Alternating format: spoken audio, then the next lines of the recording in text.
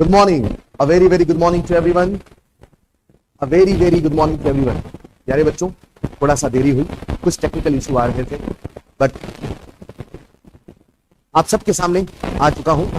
और जैसा कि आपको पता है कि हमने पिछले सेशंस में इलेक्ट्रोकेमिस्ट्री को खत्म किया है और आज के इस सेशन में हम स्टार्ट करने वाले हैं केमिकल काइनेटिक्स।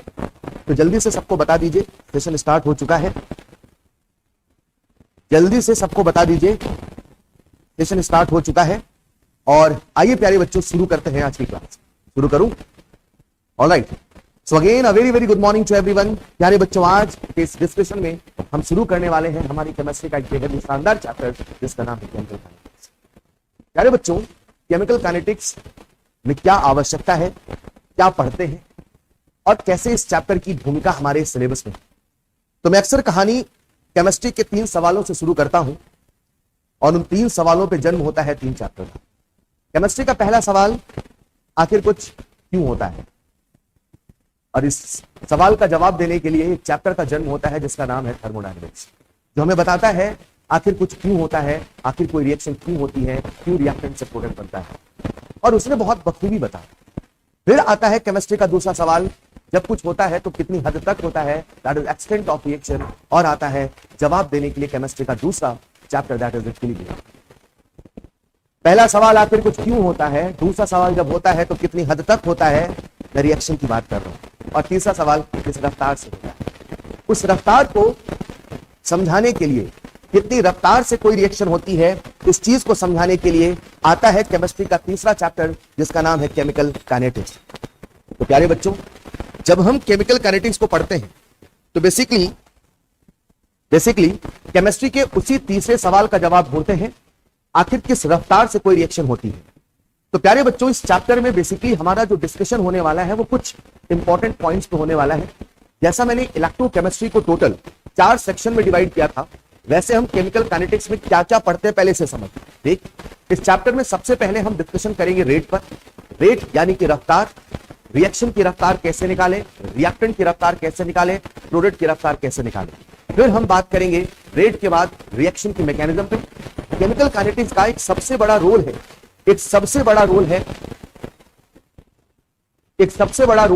कि किस प्रकार से हम किसी भी मैकेनिज्म की वैलिडिटी को प्रिडिक्ट कर पाते हैं। अगर आज आप ऑर्गेनिक केमिस्ट्री में रिएक्शंस की मैकेनिज्म को पढ़ते हैं तो किसी रिएक्शन की मैकेनिज्म वही क्यों होती है, ये पता कैसे चला, ये भी सीखेंगे इस चैप्टर में। और फिर आएंगे हम अगले हिस्से की ओर, that is order of reaction, जहां उस सवाल का जवाब देंगे, उस सवाल का जवाब ढूंढेंगे, आखिर कितने समय में कितना, आखिर किस रफ्तार से रिएक्शन होता है। और फिर प्यारे बच्चों, कोलिजन थ्योरी आएगी, जहां सीखूंगा रिएक्शन होती कैसे है और कैसे हम रफ्तार को बढ़ाएं, कैसे हम रफ्तार को घटाएं। इतनी सारी चीजों का डिस्कशन इस पूरे टॉपिक में होने वाला है। अच्छा, चैट में कुछ बच्चे लिख रहे हैं, सर आवाज क्लियर नहीं है। प्यारे बच्चों, एक बार जल्दी से सभी बच्चे बता दें, क्या ऑडियो और वीडियो दोनों क्लियर है? क्या ऑडियो और वीडियो दोनों क्लियर है? क्या ऑडियो और वीडियो दोनों क्लियर है? एक बार जल्दी से चैट बॉक्स में बता दें, क्या ऑडियो और वीडियो दोनों क्लियर है? अब ठीक है, ऑलराइट। तो प्यारे बच्चों, इस पूरे चैप्टर में हम इतनी सारी चीजों पर डिस्कशन करने वाले हैं, और आइए सफर शुरू करते हैं सबसे पहले कंसेप्ट से, दैट इज रेट। रेट बोले तो रफ्तार, रफ्तार वही जिसे आप बचपन से जानते हैं बोले तो स्पीड। बस फर्क इतना है, पहले आपने गाड़ियों की रफ्तार निकाली, पहले आपने अपनी रफ्तार निकाली, आज आपको रफ्तार निकालना है रिएक्शन का। और रिएक्शन में भी रिएक्टेंट का, रिएक्शन में भी प्रोडक्ट का। तो एक बार हम रफ्तार निकालेंगे रिएक्टेंट का, फिर हम रफ्तार निकालेंगे प्रोडक्ट का, और फिर हम रफ्तार निकालेंगे रिएक्शन का। रफ्तार बोले तो रेट, रेट बोले तो स्पीड, बोले तो वेलोसिटी। सो प्यारे बच्चों, रेट निकाले कैसे, स्पीड निकाले कैसे, वेलोसिटी ऑफ रिएक्शन निकाले कैसे? तो जैसे आपने वहां स्पीड का फॉर्मूला पढ़ा है, speed equal to distance upon time. सच में वो डिस्टेंस नहीं होता, वो डिस्टेंस ट्रेवल्ड होता है, यानी कितना डिस्टेंस ट्रेवल हुआ अपॉन टाइम टेकन। उसी प्रकार से यहां पे आज केमिस्ट्री की दुनिया में जब भी कोई रिएक्शन होती है तो समय के साथ रिएक्टेंट घटता है, समय के साथ प्रोडक्ट बढ़ता है, रिएक्टेंट की कंसंट्रेशन घटती है, प्रोडक्ट की कंसंट्रेशन बढ़ती है। तो जब हम यहां पे रेट निकालते हैं तो रेट का हम सबके सामने एक फॉर्मूला आ चुका है, और रेट का फॉर्मूला है delta C by delta T. Rate का फॉर्मूला है delta C by delta T. बच्चों, यहां पे डेल्टा का मतलब क्या है, चेंज, और सी का मतलब क्या है, कंसंट्रेशन। यानी अगर हमें रफ्तार निकालना है तो कंसंट्रेशन का चेंज पता करिए, टोटल कितना समय लगा उसको डिवाइड कर दीजिए, आपको रफ्तार मिल जाएगी। सो रेट का फॉर्मूला आ चुका है delta C by delta T. मात्र एक फॉर्मूला, मात्र एक कंसेप्ट, सारी कहानी यहीं से चलती है। हाँ ठीक है, कभी कंसंट्रेशन बदलता है तो कभी प्रेशर बदलता है। अगर कभी प्रेशर की बातें करें तो यही जो रेट आपके सामने delta C by delta T है, इसका एक फॉर्मूला और हो जाएगा, that is delta P by delta T. Sir what do you mean by delta? Delta का मतलब चेंज है और चेंज का मतलब फाइनल माइनस इनिशियल है। मतलब अगर आपसे मैं कहूं कि जब रिएक्शन की शुरुआत हुई तो रिएक्टेंट के 10 मोलर थे और 10 सेकंड के बाद 5 मोलर है, तो फाइनल कितना है 5, इनिशियल कितना है 10। आपको फाइनल माइनस इनिशियल करना है और आपको रेट मिल जाएगा, और कितना समय लगा उससे डिवाइड करना है। ठीक है, तो रेट का मात्र एक formula delta C by delta T या delta P by delta T. मगर कहानी में ट्विस्ट है। ट्विस्ट क्या है सुनिएगा। जब आप रफ्तार निकाल रहे हैं तो थोड़ा समझना बच्चों, जब आप रफ्तार निकाल रहे हैं तो रफ्तार किसी रिएक्टेंट का निकाल रहे हैं, किसी प्रोडक्ट का निकाल रहे हैं। रिएक्टेंट समय के साथ घट रहा है, प्रोडक्ट समय के साथ बढ़ रहा है। जो समय के साथ घट रहा उसे डिसअपियर बोलेंगे, जो समय के साथ बढ़ रहा उसे अपीयर बोलेंगे। इसीलिए जब हम कभी रिएक्टेंट की रफ्तार निकालते हैं तो कई बार उसे सरल भाषा में आरओडी यानी रेट ऑफ डिसअपियरेंस कह देते हैं, और कई बार जब हम प्रोडक्ट की रफ्तार निकालते हैं तो उसको लिख देते हैं आरओए यानी रेट ऑफ अपीयरेंस। सर ये क्या है? रफ्तार। सर किसकी रफ्तार? ये रिएक्टेंट की रफ्तार है, रिएक्टेंट के जाने की रफ्तार है, और ये प्रोडक्ट की रफ्तार है, प्रोडक्ट के आने की रफ्तार है। एक रिएक्शन होती है, किसी के जाने की रफ्तार है, किसी के आने की रफ्तार है। रफ्तार का मात्र एक formula delta C by delta T है। अगर वहां प्रेशर चेंज हुआ तो delta P by delta T है। रफ्तार वही है जो आपके फिजिक्स में स्पीड था, बस फर्क कितना है, आज रफ्तार किसी रिएक्शन में, किसी रिएक्टेंट, किसी प्रोडक्ट का निकाल रहे हैं। बच्चे जब आप रेट को कैलकुलेट करते हो तो कैसे कैलकुलेट करते हो, कैसे कैलकुलेट करते हो के आधार पे उसे दो तरीके से क्लासिफाई किया गया। कभी उसे कहा गया एवरेज रेट तो कभी उसे कहा गया इंस्टेंटेनियस रेट। इसे थोड़ा फील करते हैं, राइट? इमेजिन करते हैं प्यारे बच्चों, हम सबके सामने ये बॉटल है और इसमें एक रिएक्शन हो रही है, ठीक है? और आपने इसमें बॉटल लाओ यार, इसमें एक रिएक्शन हो रही है और रिएक्शन हो रही है और t बराबर 0 पे मान लो इसका कंसंट्रेशन 10 मोलर है। आपने रिएक्टेंट के 10 मोलर डाले और जैसे ही 5 मिनट बीता तो पता चला 10 मोलर से 2 मोलर हो गया, यानी t बराबर 0 पे कितना था? 10 मोलर। अब 5 मिनट बाद कितना है? 2 मोलर। तो चेंज निकाल सकते हो? Yes sir. टोटल टाइम कितना हुआ? 5 मिनट। ये जो 5 मिनट में पूरे की पूरे इंटरवल में आपने रेट को पढ़ा, इसे कहते हैं एवरेज रेट। और अगर आप किसी मोमेंट पे रेट को पढ़ो उसे कहते हैं इंस्टेंटेनियस रेट। ये वही वाली बात है मेरे प्यारे बच्चों, जैसा आपको फिजिक्स में सिखाते हैं। इमेजिन करते हैं आप आज कोटा से जयपुर जा रहे हो, ठीक है? और कोटा से जयपुर की दूरी है 200 किलोमीटर और आप कोटा से सुबह 10 बजे चलते हैं और जयपुर 12 बजे पहुंच जाते हैं। तो कोटा से कब चले? 10 बजे। जयपुर कब पहुंचे? 12 बजे। टोटल कितना समय लगा? 2 घंटे का। और 2 घंटे में लेट्स इमेजिन लगभग आपने 200 किलोमीटर की दूरी तय करी। तो कोई अगर आपसे स्पीड पूछे तो आप उसको स्पीड क्या बताएंगे? Total distance upon total time, यानी लगभग वो कितना आएगा? 100 किलोमीटर पर आवर। लेकिन सच्चाई क्या है, रियलिटी क्या है? क्या आपकी स्पीड हर वक्त 100 किलोमीटर पर आवर थी? नहीं सर, हमारी स्पीड हर वक्त 100 किलोमीटर पर आवर नहीं थी, वो तो ऑन एन एवरेज थी। अगर कोई मुझसे किसी मोमेंट, किसी इंस्टेंट पे पूछता तो वो इंस्टेंटेनियस स्पीड होती। ठीक वैसे ही केमिस्ट्री की दुनिया में जब रिएक्शन होती है तो रिएक्टेंट समय के साथ घट रहा है, प्रोडक्ट समय के साथ बढ़ रहा है। आज अगर मैं रेट को कहूं delta C by delta T तो इसका जो यूनिट निकल के आएगा मोल पर यूनिट टाइम, यानी आप इसे फील कर सकते हैं मोल पर लीटर पर यूनिट टाइम। आप इसे सरल भाषा में फील करना चाहो तो ऐसे फील करो प्यारे बच्चों, ऐसे फील करो कि एक रिएक्टेंट है, उसके जाने की रफ्तार है 2 मोल पर सेकंड। Let's imagine. तो इसका क्या मतलब है? इसका मतलब यह है कि on an average her 1 second में उसके 2-2 मोल जा रहे हैं, उसके 2-2 मोल जा रहे हैं। इसका मतलब यह नहीं कि सच में उसके हर सेकंड में 2 मोल गए हों, ऑन एन एवरेज उसके 2-2 मोल जा रहे हैं।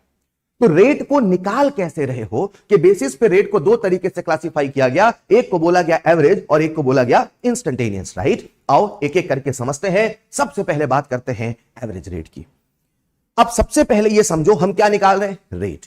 और रेट किसका किसका निकालना है? अपने पास 3 चीजें हैं, एक रिएक्टेंट है, एक प्रोडक्ट है और एक रिएक्शन है। तो पहले रेट किसका निकालेंगे? रिएक्टेंट का। फिर किसका निकालेंगे? प्रोडक्ट का। फिर किसका निकालेंगे? रिएक्शन का। एक बार एवरेज, एक बार एवरेज, एक बार एवरेज, एक बार इंस्टेंटेनियस, एक बार इंस्टेंटेनियस, एक बार इंस्टेंटेनियस। 3 चीजों का रेट निकालना है। Is this clear? तो प्यारे बच्चों, सबसे पहले हम क्या निकालने वाले? Average rate of reactant. जब एवरेज रेट निकालते हो तो एवरेज रेट में सवाल दो तरीके से बनते हैं। एक तो सवाल ऐसा बनेगा कि आपको रिएक्शन बेस्ड सवाल दे दे, आपसे बोले एक रिएक्शन है, ए से बना बी और t बराबर 0 पे इसकी कंसंट्रेशन 10 है और t बराबर 5 पे इसकी कंसंट्रेशन 2 है, राइट? तो आपने क्या करना है, आपने सिंपली इसका इनिशियल और फाइनल कंसंट्रेशन देखना है और रेट का फॉर्मूला लगाना है R बराबर delta C by delta T, और आप जब वैल्यू को पुट करेंगे तो आएगा 2 - 10, this is final, this is initial, upon total time कितना लगा 5। यहां से प्यारे बच्चों आप सबके सामने आ चुका है -8/5 मोल पर लीटर पर सेकंड। मगर एक समस्या हो गई। समस्या क्या हुई? जब हमने रेट निकाला, राइट, जब हमने रेट निकाला, जब हमने change in concentration upon change in time निकाला तो रेट यानी कि रफ्तार निगेटिव आया। और हम सब बहुत अच्छे से जानते हैं कि रेट एक फिजिकल क्वांटिटी है, रेट एक भौतिक चीज है, वो है तो वो है, नहीं है तो नहीं है, वो निगेटिव होने वाला नहीं है। ये वही वाली बात है कि वेट कभी निगेटिव नहीं हो सकता। अगर किसी सब्सटेंस का वजन 50 ग्राम है तो है मेरे भाई, -50 ग्राम क्या होता है? तो rate can not B negative. लेकिन आज जब हमने रिएक्टेंट का रेट निकाला तो कैसा आया माइनस? क्योंकि रेट कभी निगेटिव नहीं हो सकता। किसी निगेटिव को पॉजिटिव बनाने के लिए, किसी निगेटिव को पॉजिटिव बनाने के लिए हमने फॉर्मूले के पहले माइनस साइन लगाया, और फॉर्मूले के पहले माइनस साइन इसलिए लगाया मेरे प्यारे बच्चों ताकि जब बाद में ये माइनस आए तो माइनस माइनस प्लस बन जाए। यानी अगर एवरेज रेट ऑफ रिएक्टेंट निकालना है तो एवरेज रेट ऑफ रिएक्टेंट निकालने का एक सिंपल सा फॉर्मूला है, और फॉर्मूला है -delta C by delta T. Minus इसलिए नहीं लगा रहे हैं कि वो माइनस बने, माइनस इसलिए लगा रहे हैं ताकि वो प्लस बन जाए, क्योंकि रेट कभी निगेटिव होने वाला नहीं है। Is this clear? लेकिन कभी कभी यहीं पर वो सवाल आपको ऐसे नहीं, ग्राफिकल सवाल देता है, और ग्राफिकल सवालों में यहां पे या तो कंसंट्रेशन या प्रेशर लिखा होगा और यहां पे लिखा होगा टाइम। और क्योंकि कहानी रिएक्टेंट की चल रही है तो रिएक्टेंट के लिए मैं एक ऐसा जनरल सा ग्राफ बना देता हूं और आपसे पूछेगा कैलकुलेट एवरेज रेट। तो अगर वो एवरेज रेट पूछता है तो सबसे पहले आपको एक इंटरवल चुनना पड़ेगा, या सवाल में दिया होगा इस पे कंसंट्रेशन C1 ले लेना, इस पे कंसंट्रेशन C2 ले लेना, टाइम T1 टाइम T2, और आपसे पूछेगा रेट। कुछ नहीं करना, रेट का मात्र एक formula delta C by delta T, delta P by delta T. तो अगर उसने ग्राफ दिया, सीधे वैल्यू नहीं दी, तो ग्राफ से आपको वैल्यू पढ़ना है बस, और वैल्यू पढ़ना है, फॉर्मूला लगाना है, आंसर आप सबके सामने आ जाएगा। प्यारे बच्चों, अभी जो हमने रेट निकाला, ये रेट किसका निकाला? रिएक्टेंट का। इन द सेम वे अगर हम प्रोडक्ट का रेट निकालते हैं तो प्रोडक्ट के रेट का एक सिंपल सा फॉर्मूला आएगा delta C by delta T. यानी बच्चा ये सोचे, जब भी एवरेज निकालेंगे, जब भी एवरेज निकालेंगे तो कुछ नहीं करना है, delta C by delta T करना है, और डेल्टा का मतलब चेंज निकालना है। कभी चेंज रिएक्शन में पढ़ना पड़ेगा तो कभी चेंज ग्राफ में पढ़ना पड़ेगा। वैल्यू को रखना है, सॉल्व करना है, आपको रेट मिल जाएगा। और रेट की जो यूनिट है वो होगी मोल पर लीटर पर सेकंड, या अगर प्रेशर है तो एटीएम पर सेकंड। ठीक है साहब, ठीक है ठीक है। ये सारी कहानी किसकी थी? एवरेज की। अभी हमने एवरेज रेट किसका निकाला? सर हमने रिएक्टेंट का निकाला, सर हमने प्रोडक्ट का निकाला। लेकिन मेरे प्यारे बच्चों अब जरा सुनिएगा, अगर कभी आपसे कोई रेट का फॉर्मूला पूछे तो रेट का फॉर्मूला आप सब क्या बताएंगे? R बराबर -delta C by delta T बताएंगे कि plus delta C by delta T बताएंगे? सर अगर रिएक्टेंट का रेट निकालोगे तो रेट का फॉर्मूला ये चलेगा, और अगर प्रोडक्ट का रेट निकालोगे तो रेट का फॉर्मूला ये चलेगा।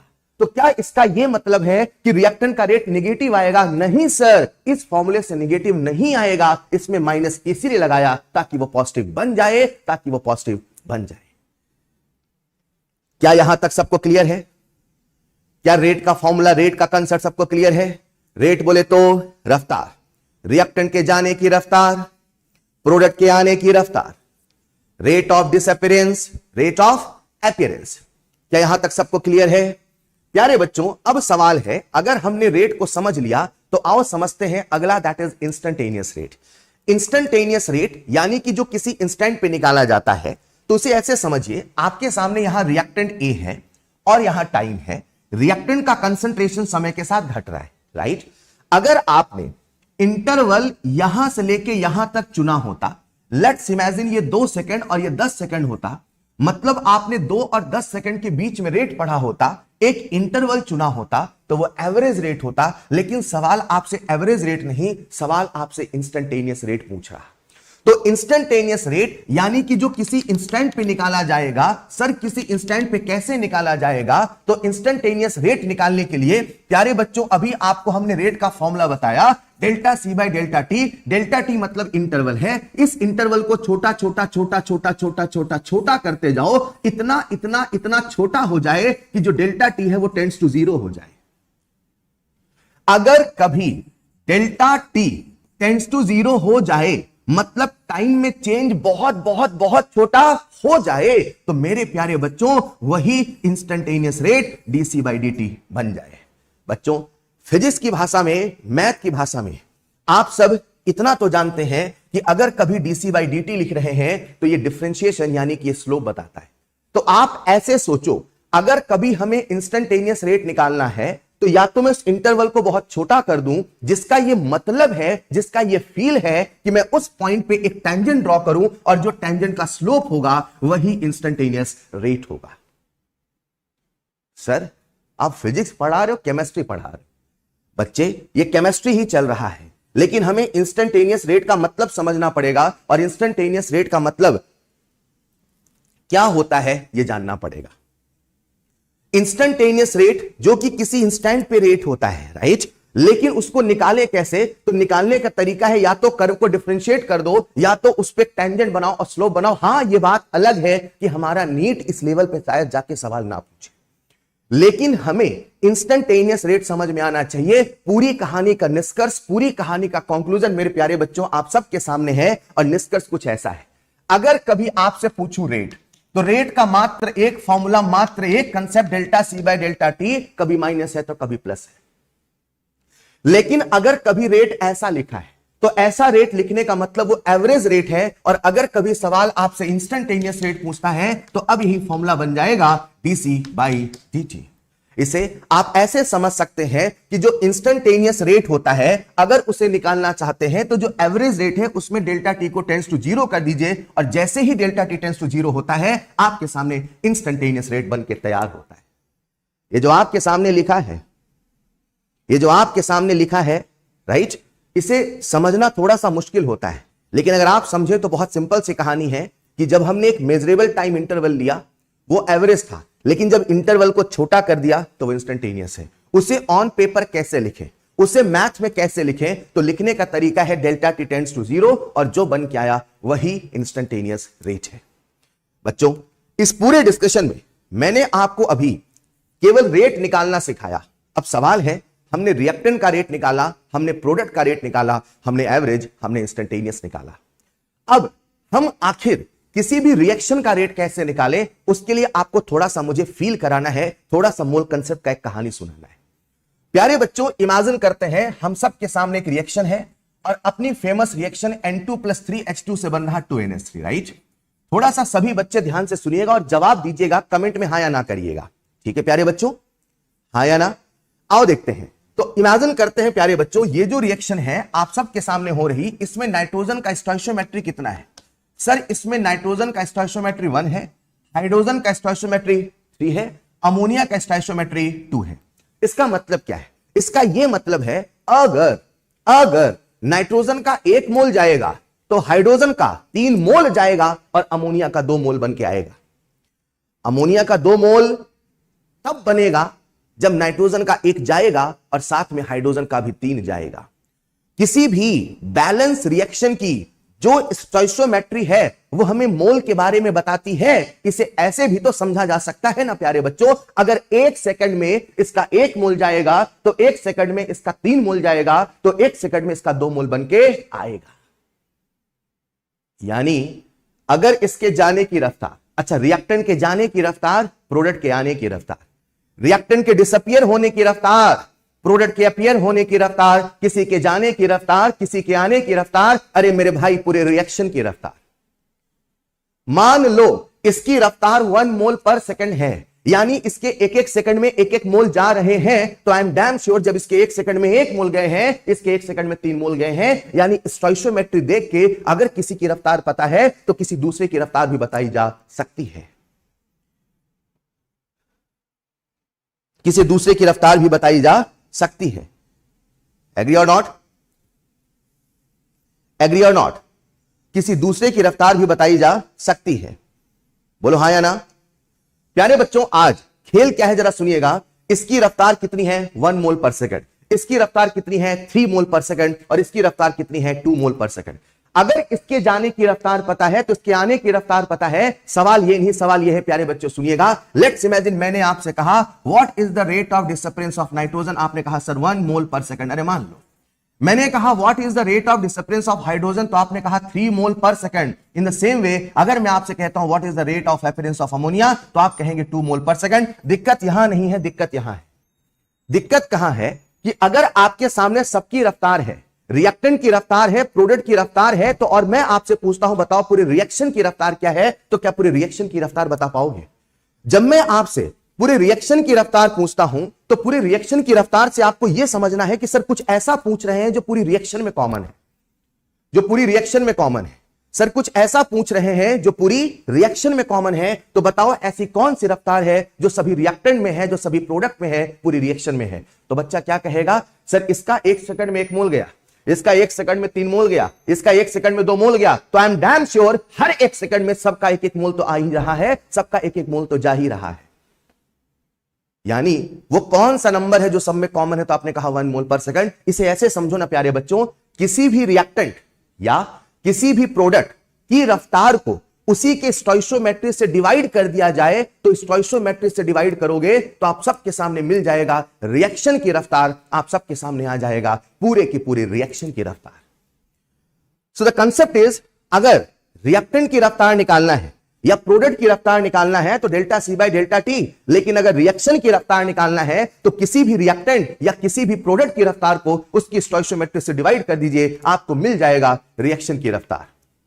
जरा सुनिएगा, तो रेट ऑफ रिएक्शन जिसे मैं शॉर्ट फॉर्म में कहूंगा ROR, और ROR निकालने का तरीका है किसी भी रिएक्टेंट की रफ्तार या किसी भी प्रोडक्ट की रफ्तार को उसके स्टोइशियोमेट्री से डिवाइड कर दीजिए, आपको मिल जाएगा रिएक्शन की रफ्तार। इसे कुछ ऐसे समझा जाए, आप सबके सामने एक रिएक्शन है, मान लो ये बैलेंस है, तो क्या आप मुझे ए की रफ्तार बता सकते हैं? यस सर, ए की रफ्तार है ROD। क्या आप मुझे बी की रफ्तार बता सकते हैं? Yes sir, rate of disappearance of B. और सी की रफ्तार है rate of appearance of C, और डी की रफ्तार है rate of appearance of D. सुनो बच्चों, ये कैसे निकाला? Delta C by delta T. ये कैसे निकाला? Delta C by delta T. ये कैसे निकाला? Delta C by delta T. लेकिन आपको बताना है रिएक्शन की रफ्तार क्या है। तो रिएक्शन की रफ्तार बताने के लिए जो रिएक्टेंट या प्रोडक्ट की रफ्तार है उसको आप स्टोइशियोमेट्री से डिवाइड कर दीजिए। इसकी स्टोइशियोमेट्री ए है, इसकी स्टोइशियोमेट्री बी है, इसकी सी है, इसकी डी है, और ये आपके सामने बन के तैयार है ROR का एक्सप्रेशन। सर ये जो आपके सामने आया आपने इक्वेट क्यों किया? क्योंकि जब आप इसको डिवाइड करोगे जो नंबर आएगा वही यहां आएगा, वही यहां आएगा, वही यहां आएगा। यानी आप ऐसे समझो, अगर आपको प्रश्न ए की रफ्तार देता है और रिएक्शन की रफ्तार पूछता है तो किससे डिवाइड करेंगे? स्टोइशियोमेट्री से। अगर बी की रफ्तार देता है और आपसे रिएक्शन की रफ्तार पूछता है तो किससे डिवाइड करेंगे? बी की स्टोइशियोमेट्री से। केवल स्टोइशियोमेट्री से डिवाइड करोगे, आपको रिएक्शन की रफ्तार मिल जाएगी। ये जो आपके सामने है इसे कहते हैं expression of ROR, expression of ROR। इसे ऐसे समझो, ये कैसा इंस्ट्रूमेंट है, कैसा डिवाइस है, ये कैसा इक्वेशन है जिसमें आप किसी भी रफ्तार को किसी दूसरे की रफ्तार से रिलेट कर सकते हैं और रिएक्शन की रफ्तार निकाल सकते हैं। यानी सोचो, एक सवाल में आपको ए की रफ्तार देता है, बी की रफ्तार पूछता है, इन दोनों को इक्वेट करो ना। आपको बी की रफ्तार देता है, डी की रफ्तार पूछता है, इन दोनों को इक्वेट करो ना। आपको डी की रफ्तार देता है, रिएक्शन की रफ्तार पूछता है, केवल स्टोइशियोमेट्री से डिवाइड करो ना। इसे हम कई दफा ऐसे भी लिखते हैं और कई दफा थोड़ा डिफिकल्ट दिखाने के लिए ऐसे भी लिखते हैं। मैं आपके सामने लिख रहा हूं ROR। तो रेट ऑफ डिसअपीयरेंस ऑफ ए को अगर मैं डिफरेंशियल फॉर्म में लिखूं तो कैसे लिखूंगा? Minus DA by DT। ये पूरा का पूरा है रेट ऑफ डिसअपीयरेंस ऑफ ए। इसे लिखूंगा प्यारे बच्चों माइनस DB बाई DT। इसे लिख सकता हूं मैं ROAC को DC बाई DT, और इसे लिख सकता हूं प्यारे बच्चों में D बाई DT। लेकिन मुझे ROR बनाना है, मुझे रेट ऑफ रिएक्शन बनाना है, तो रेट ऑफ रिएक्शन बनाने के लिए मुझे स्टोइशियोमेट्री से भी डिवाइड करना पड़ेगा। और जैसे आपने स्टोइशियोमेट्री से डिवाइड किया, यह बन चुका है ROR। तो मेरे प्यारे बच्चों, आप सबके सामने कंसेप्ट आ चुका है रेट ऑफ रिएक्टेंट का। अरे चैट बॉक्स में जल्दी से बता दे, चैट बॉक्स में जल्दी से बता दे। हम सबके सामने रिएक्टेंट की रफ्तार आ चुकी है, हम सबके सामने प्रोडक्ट की रफ्तार आ चुकी है, और हम सबके सामने आ चुकी है रिएक्शन की रफ्तार। तो सर रिएक्शन की रफ्तार निकालना सो सिंपल, किसी भी रिएक्टेंट, किसी भी प्रोडक्ट की रफ्तार को उसकी स्टोइचियोमेट्री से डिवाइड कर दीजिए, आपको मिल जाएगा रिएक्शन की रफ्तार। Is this clear? अगर कोई मुझसे रेट ऑफ रिएक्शन की यूनिट पूछे तो रेट ऑफ रिएक्शन की यूनिट हो जाएगी मोल पर लीटर पर यूनिट टाइम, जो कभी पर सेकंड है, जो कभी पर मिनट है, जो कभी पर आर है। ठीक है प्यारे बच्चों? अरे बोलो ठीक है। अगर आप समझ पाए हैं प्यारे बच्चों, तो बस सवालों का सिलसिला शुरू करता हूं। उसके पहले दो छोटे छोटे कंसेप्ट समझ लो। कभी कभी जब आप सवाल करते हैं तो सवाल में जो रेट है ना, वो ग्राम या किलोग्राम में गिवन होता है, और ऐसे सवाल बच्चे बहुत ज्यादा समय लेते हैं, बहुत ज्यादा टाइम लेते हैं, और कई बार गलत कर देते हैं। इसे ऐसे समझो, आपके सामने एक न्यूमेरिकल है प्यारे बच्चों, और सवाल कुछ ऐसा है, 2NO2 से NO + O2 बन रहा, और यहां पे rate of formation of NO 6 ग्राम दे रखा है, और हमसे rate of disappearance of NO2 पूछा है, वो भी ग्राम में। यानी आज रेट किस में गिवन है? ग्राम में, और हमसे पूछा भी किस में है? ग्राम में। तो अगर कभी ग्राम में दे तो ये जो कंसेप्ट आपको मैंने ROR का सिखाया, ये तब तक वैलिड है जब तक रेट मोल या मोल की किसी यूनिट में होना चाहिए। अगर रेट मोल या मोल की यूनिट में नहीं है तो फिर वो कंसेप्ट नहीं, फिर कुछ और है। सर फिर क्या है, जरा सुनिएगा। इमेजिन करते हैं मेरे पास एक रिएक्शन है AA और इससे बना BB, मान लो सिंपल रिएक्शन। मुझे इस रिएक्शन का ROR का एक्सप्रेशन लिखना है। तो अगर मैं इस रिएक्शन का ROR का एक्सप्रेशन लिखूंगा तो कैसे लिखूंगा? RODA बाई A बराबर RO AB बाई B। मगर ये कंसेप्ट ROR का तब चलेगा, ये तब तक वैलिड है, ये तब तक चलेगा जब तक प्यारे बच्चों रेट मोल में है। चलेगा जब तक प्यारे बच्चों कहां है? ये मोल में। लेकिन अगर कभी ग्राम में आया तो आप कुछ मत करना, एक सिंपल सा तरीका याद कर लो, इसे मॉलिक्यूलर वेट से डिवाइड कर देना, इसे मॉलिक्यूलर वेट से डिवाइड कर देना। सर किसका मॉलिक्यूलर वेट? A की बात चल रही तो A का मॉलिक्यूलर वेट, B की बात चल रही तो B का मॉलिक्यूलर वेट। बच्चों आओ इस कंसेप्ट को एक छोटे से सवाल से आपको सिखाता हूं। आओ देखते हैं। मुझे बताओ, ये जो रिएक्शन आप सबके सामने है, 2NO2 से क्या बन रहा है? 2NO + O2। बोलो हाँ या ना, बोलो हाँ या ना। अब जरा स्टोइचियोमेट्री पढ़ के बताइए मुझे, स्टोइचियोमेट्री पढ़ के ये बताओ, इसकी स्टोइचियोमेट्री 2 है, इसकी स्टोइचियोमेट्री 2 है, इसकी 1 है। यानी जितनी इसके जाने की रफ्तार है उतनी ही इसके आने की रफ्तार है, और इसकी रफ्तार की आधी है। स्टोइचियोमेट्री देख के इतना तो समझ में आता है, अगर इसका 2 मोल जाएगा तो इसका 2 मोल बन के आएगा, इसका 1 मोल बन के आएगा, मतलब ये जितना जाएगा ये उसका आधा ही आएगा। स्टोइचियोमेट्री पढ़ना सीख लो, आधा खेल तो खत्म है। Is this clear? Is this clear? तो प्यारे बच्चों, लेकिन आज आपसे पूछा rate of disappearance of NO2, और वो भी पूछा है ग्राम पर मिनट में। बोलो प्यारे बच्चों क्या करें? सर हमसे किसकी रफ्तार दे रखा है? NO का, और किसकी रफ्तार पूछा है? NO2 का। यानी किसी का रफ्तार देके किसी का पूछा है, किसी का रफ्तार देके किसी का पूछा है। तो किसी का रफ्तार देके जब किसी का पूछा है तो अपने पास एक ही इंस्ट्रूमेंट है बच्चों, और वो है एक्सप्रेशन ऑफ ROR। तो मैं ROR का एक्सप्रेशन लिखता हूं, लिख लूंगा। ROR का एक्सप्रेशन लिख रहा हूं, NO और NO2 की बातें कर रहा, बस इन दोनों में लिखता हूं। लिखूं तो कैसे लिखूंगा?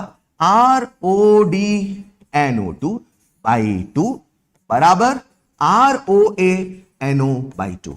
जल्दी से जवाब दे दो, मैंने जो एक्सप्रेशन लिखा वो सही है कि गलत? सर ये एक्सप्रेशन तब चलता जब रेट मोल में होता, लेकिन रेट मोल में नहीं, रेट ग्राम में है। तो सर आपको मॉलिक्यूलर वेट से डिवाइड करना पड़ेगा। यहां NO2 का मॉलिक्यूलर वेट, यहां NO का मॉलिक्यूलर वेट। किसकी रफ्तार पूछा है? सर NO2 का। किसकी रफ्तार पूछा है? NO2 का। और NO2 का मॉलिक्यूलर वेट कितना होगा? जरा जोड़ लीजिए, बताइए कितना होगा? 32 + 14 कितना आएगा? 46। Rate of appearance of NO हमें दे रखा है 6, और यहां लिखा मैंने 2, और इसका मॉलिक्यूलर वेट कितना होगा प्यारे बच्चों? 30। क्या बच्चा इसे सॉल्व करके मुझे आंसर दे देगा? जल्दी से कमेंट में सभी बच्चे मुझे आंसर बताएं, what is the rate of disappearance of NO2। बताओ NO2 के डिसअपीयरेंस का रेट कितना आया? हाँ या ना? जरा मुझे बताइए NO2 के डिसअपीयरेंस का रेट कितना आया? NO2 के जाने की रफ्तार कितनी आई? ये जो रफ्तार आई ये ग्राम में आई। तो मैं ये सिखा रहा हूं, अगर मोल में होता तो मुझे मॉलिक्यूलर वेट से डिवाइड नहीं करना था, लेकिन अगर मोल में नहीं है तो मॉलिक्यूलर वेट से डिवाइड करके आरओआर लिखिए, इसे सॉल्व करिए और आंसर आप सबके सामने आ चुका है 9.2 ग्राम पर minute. Is this clear? Is this clear? कभी कभी जब आप सवाल करते हैं तो प्यारे बच्चों मैंने आपको क्या सिखाया, रेट का formula delta C by delta T भी है और रेट का formula delta P by delta T भी है। डिपेंड करता है कि सवाल में कैसी वैल्यू गिवन है, कभी कंसंट्रेशन की वैल्यू गिवन है तो कभी प्रेशर की। Now the question in front of us is, अगर कभी सवाल में rate delta P by delta T यानी कि एटीएम पर यूनिट टाइम में दे रखा है मान लो, और वो हमसे कहता है कि उसे कन्वर्ट करिए कंसंट्रेशन पर यूनिट टाइम में, सरल भाषा में सवाल हमसे कहता है प्रेशर को कंसंट्रेशन में कन्वर्ट करिए, तो हम क्या करेंगे, हम कैसे करेंगे? आप सबको एक रिलेशन याद होना चाहिए, पीवी इक्वल टू एनआरटी, बोलो याद है? यानी मैं कह सकता हूं P equal to n by V R T, बोलो याद है?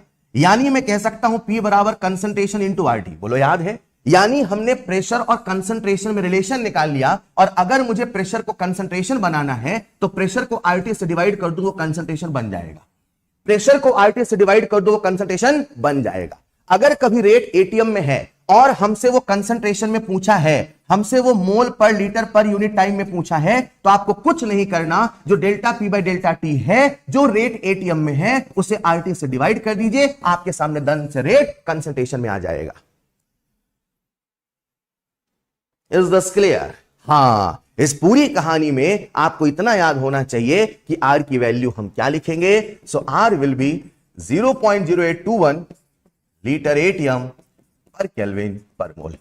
स्वाभाविक सी बात है, प्रेशर एटीएम में होगा तो हम आर की वैल्यू भी वही लिखेंगे जिसमें एटीएम आएगा। चलेगा बच्चों? आइए इस पूरी कहानी को कुछ सवालों के माध्यम से करते हैं आत्मसात। एक सवाल आप सबके सामने स्क्रीन पर, यह सवाल है एम्स 2016 का। सवाल में बिल्कुल दम नहीं, बहुत आसान है, पहले आप अटेम्प्ट करिए फिर मैं आपसे डिस्कस करता हूं।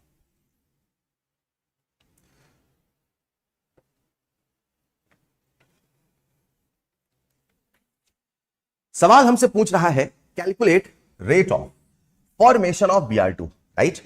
अगर आप ध्यान से देखो तो किसकी कहानी दे रखी है, BrO3 माइनस की, और किसके बारे में पूछा है, Br2 के बारे में। मतलब इसकी जानकारी देके हमसे इसके बारे में पूछा है। दिमाग लगाओ, सबसे पहले स्टोइशियोमेट्री पढ़ के बताओ। इसकी स्टोइशियोमेट्री 1, इसकी स्टोइशियोमेट्री 3, अगर इसके जाने की रफ्तार कुछ है तो इसके आने की रफ्तार 3 गुना कुछ है। नहीं समझे? अगर इसके जाने की रफ्तार x है, अच्छा रिएक्टेंट जा रहा है, प्रोडक्ट आ रहा है, तो इसके आने की रफ्तार 3x है। ये कौन सी नई बात है? तो बच्चे को पता है, चाहे आप ऐसे करो चाहे आप ऐसे करो। क्या इन दोनों के बीच में आपको रिलेशन बताना है? और इन दोनों के बीच में रिलेशन बताना है तो आपके सामने एक ही इंस्ट्रूमेंट है, आपके सामने एक ही औजार है, और वो है आरओआर। तो प्यारे बच्चों, में आरओआर का एक्सप्रेशन लिखता हूं, और आरओआर का एक्सप्रेशन आ जाएगा ROD BrO3 minus upon 1 is equal to ROA Br2 by 3। Agree और नॉट? आपसे किसकी रफ्तार पूछा है? Br2 की। और किसकी रफ्तार दे रखा है? BrO3 माइनस की। तो आपसे Br2 की रफ्तार पूछा है, इसमें कौन सी बड़ी बात है? बच्चा बता देगा, एंड आंसर इज 3x। क्या मुझे इस पूरे एक्सप्रेशन को लिखने की आवश्यकता थी? क्या मैं सवाल को हवा में नहीं कर सकता था? क्या मैं सवाल की स्टोइशियोमेट्री पढ़ के नहीं देख सकता था? यही स्टोइशियोमेट्री का जादू है प्यारे बच्चों, आपको स्टोइशियोमेट्री समझ में आना चाहिए। अगर आप समझ पाए हैं तो आओ देखते हैं अगला सवाल। अगला सवाल पहले समझो, सवाल समझ जाओगे ना तो गारंटी है मेथड अंदर से आएगा। मैंने क्या सिखाया? रफ्तार delta C by delta T. अगर कभी रिएक्शन की रफ्तार पूछे तो रिएक्टेंट की रफ्तार को स्टोइशियोमेट्री से डिवाइड कर दो, आपको रिएक्शन की रफ्तार मिल जाएगी। आओ देखते हैं। एक रिएक्शन है N2 plus 3H2 से बना 2NH3। If rate of appearance of ammonia is this, ओहो, अमोनिया के आने की रफ्तार दे रखा है भाई ने। तो rate of appearance of ammonia कितना है? 2 इंटू 10 की पावर माइनस 4, आया ना? 2 इंटू 10 की पावर माइनस 4। और आपसे प्यारे बच्चों क्या पूछा है? Rate of disappearance of nitrogen and rate of disappearance of hydrogen. जानते हो, जब ये सवाल मैं क्लास में कराता हूं ना तो एक छोटा सा खेल करता हूं। मैं क्या करता हूं, ये जो 2 है पल भर के लिए मान लो 2 नहीं लिखा है, पल भर के लिए मान लीजिए मैं आपसे ऐसे कहता, देखना कितना आसान सवाल हो जाएगा। मान लीजिए मैं आपसे कहता कि अमोनिया की रफ्तार 10 की पावर माइनस 4 है। मान लो अमोनिया की रफ्तार 10 की पावर माइनस, चलो ये भी मत मानो, आप तो और मानो। मान लो अमोनिया की रफ्तार 2 है जैसे 10 की पावर -4 हटाओ आधे बच्चों के आंसर आने लगते हैं। मतलब क्या नंबर कठिन करता है सवाल को। अगर मैं आपसे कहूं अमोनिया की रफ्तार 2 है, यानी अमोनिया के हर एक सेकंड में 2-2 मोल आ रहे हैं, तो भैया नाइट्रोजन का कितना रफ्तार होगा सर? उसका 2 है तो इसका 1 होगा सर, और इसका 1 है उसका 3 होगा सर। कौन सा मैंने फॉर्मूला लगाया, कौन सा मैंने रूल लगाया? अरे केवल कॉमन सेंस स्टोइशियोमेट्री ही तो लगाया ना बच्चे। बस कठिन सवाल कितना है? 10 की पावर -4 लिखा है। तो कंसेप्ट तो वही होगा ना, चाहे ऐसे सोचो और चाहे फिर आपके सामने जो ROR का हथियार है वैसे सोचो। तो अगर कभी किसी की रफ्तार देके किसी की रफ्तार पूछे, किसी की रफ्तार देके किसी की रफ्तार पूछे, तो मेरे प्यारे बच्चों आप सबको लगाना होगा हथियार ROR का। और ROR का एक्सप्रेशन लिख रहा हूं मैं, लिख दूं क्या? Yes sir. एक बार इन दोनों में लिखूंगा, लिखो सर। तो लिख रहा हूं मैं RODN2/1 equal to ROA ammonia by 2। Simplify करिए, आप सबके सामने rate of disappearance of nitrogen आएगा, और वो कितना आएगा प्यारे बच्चों बता सकते हो क्या? 10 की पावर -4 मोल पर लीटर पर यूनिट टाइम। लेकिन अगर यहीं पे आपसे रफ्तार पूछा होता हाइड्रोजन का, कितने बच्चे मुझे रफ्तार बता सकते हैं? जल्दी से कमेंट में टाइप करके बताइए। क्या आप मुझे हाइड्रोजन की रफ्तार बता सकते हैं without using expression of ROR? बिना ROR का एक्सप्रेशन लिखे क्या आप हाइड्रोजन की रफ्तार बता सकते हैं? Yes sir. स्टोइशियोमेट्री को पढ़ो ना। नाइट्रोजन की जाने की रफ्तार 10 की पावर -4 है, तो नाइट्रोजन अगर 10 की पावर -4 गया तो हाइड्रोजन उसका 3 गुना यानी 3 × 10 की पावर -4 जाएगा सर। यही रफ्तार आएगा सर। चाहे करो ऐसे, चाहे करो एक्सप्रेशन ऑफ ROR से, आंसर यही आएगा। कंसेप्ट यह है कि आपको स्टोइशियोमेट्री पढ़ना आना चाहिए। प्यारे बच्चों अगर आप समझ पाए हैं तो आओ देखते हैं अगला सवाल। बेहतरीन सवाल। इस सवाल को मैंने यहां लिया, उसके पीछे कारण है, आप यहां पे स्टोइशियोमेट्री की मदद से बहुत कुछ सीख पाएंगे। शुरू हो जाइए। आप सबके सामने एक रिएक्शन है 2N2O5, ठीक है। मैं सवाल दो तरीके से बताऊंगा, आओ देखते हैं। सबसे पहले पहला तरीका, 2N2O5 से क्या बन रहा है? 4NO2 + O2, right. Initial concentration of N2O5, N2O5 की इनिशियल कंसंट्रेशन दे रखी है, तो स्वाभाविक सी बात है जो प्रोडक्ट है उसकी कंसंट्रेशन कितनी मानोगे? इनिशियली 0। जैसे जैसे समय बीता, कितना समय बीता प्यारे बच्चों? कितना समय बीता है? 20 मिनट। तो जैसे ही 20 मिनट बीता, 7.2 में से कुछ चला जाएगा, स्टोइशियोमेट्रिक रेशियो में जाएगा, उसी रेशियो में आएगा। एग्री और नॉट? लेकिन सवाल आपसे कह रहा है, सवाल आपसे कह रहा है कि जो NO2 है, जो NO2 है उसकी जो कंसंट्रेशन है, उसकी जो कंसंट्रेशन है वो कितनी कंसंट्रेशन है प्यारे बच्चों? उसकी कंसंट्रेशन कितनी दे रखी है? सर उसकी कंसंट्रेशन दे रखी है 2.4। उसकी कंसंट्रेशन दे रखी है 2.4। तो जरा मुझे बता दो, जब हमसे NO2 का कंसंट्रेशन पूछा है तो NO2 का कंसंट्रेशन कितना लिखोगे? 2.4। यानी मुझे NO2 का इनिशियल कंसंट्रेशन पता है, मुझे NO2 का फाइनल कंसंट्रेशन पता है। अरे इनिशियल पता, फाइनल पता, तो रेट नहीं निकाल लोगे? रेट का एक फॉर्मूला ΔC/ΔT, ΔC/ΔT। एग्री और नॉट? तो मैंने आपके सामने rate of appearance of NO2 निकाला और NO2 का अपीयरेंस का फॉर्मूला लगाया ΔC/ΔT। तो वैल्यूज को पुट करो, इसे सॉल्व करो। तो 2.4 ΔC -0 यानी फाइनल माइनस इनिशियल अपॉन समय कितना लगा? 20। इसे करेंगे सिंप्लीफाई तो 2.4/20। ये जो रेट आया किसका रेट आया? NO2 का। लेकिन सवाल आपसे NO2 का रेट नहीं पूछा है, सवाल आपसे पूछा है, अगर ध्यान से देखो तो rate of decomposition of N2O5। यानी NO2 की बातें करके उसने हमसे N2O5 पूछा है। तो हम क्या करें सर? स्टोइशियोमेट्री को पढ़ते हैं, और स्टोइशियोमेट्री आप सबके सामने। इसकी स्टोइशियोमेट्री कितनी है? 2, और इसकी कितनी है? 4। मतलब जो NO2 है वो N2O5 का दुगना है। मतलब जो NO2 की रफ्तार है वो N2O5 की दुगनी है। मतलब अगर इसकी रफ्तार x है तो इसकी रफ्तार 2x है, या उल्टा सोचो, अगर इसकी रफ्तार x है तो इसकी रफ्तार x/2 है। अगर इसकी रफ्तार इतनी है तो N2O5 की रफ्तार इसकी आधी है। चाहे इसे ऐसे सोचो, चाहे इसे ROR के एक्सप्रेशन से सोचो। अगर मैं यहां पे ROR का एक्सप्रेशन लिखता तो प्यारे बच्चों ROR का एक्सप्रेशन में N2O5 और NO2 के लिए लिखता तो कैसा लिखता? Rate of disappearance of N2O5/2 is equal to rate of appearance of NO2/4। प्रश्न हमसे किसका रेट पूछा है? N2O5 का। 2 उधर जाएगा तो हाफ आ जाएगा। आपके सामने वैल्यू है प्यारे बच्चों। बताओ ये सॉल्व करना कठिन है कि आसान है? सर आसान है। इतनी मेहनत करने की आवश्यकता थी क्या? मैं सीधे स्टोइशियोमेट्री से भी तो बता सकता था ना सर कि इसकी रफ्तार जितनी इसकी रफ्तार उसकी आधी होगी। ये पढ़ना सीखिए, सवाल सिंपल ऑब्जेक्टिव आते हैं। आप जिस एग्जाम की तैयारी कर रहे हैं उसका नाम नीट है, वो बहुत हाईली कैलकुलेटिव सवाल नहीं देता, कंसेप्चुअल चीजें समझिए।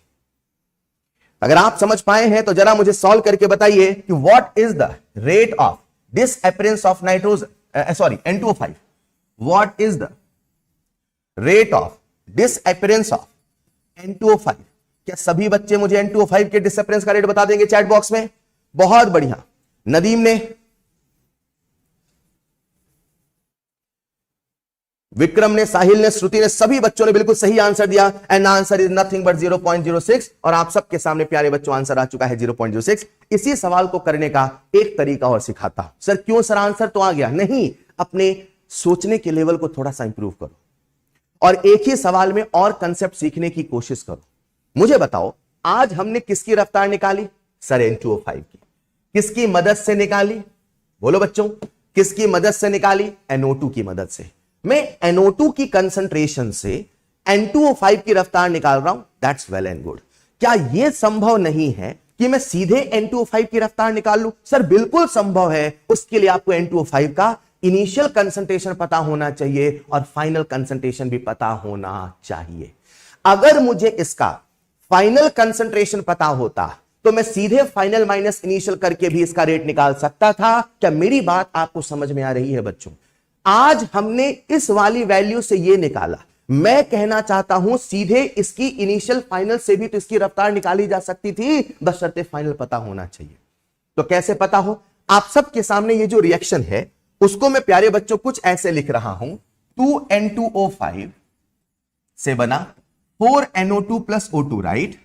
T बराबर 0 पे इसकी कंसंट्रेशन कितनी थी? 7.2, शायद यही थी, देख लीजिए।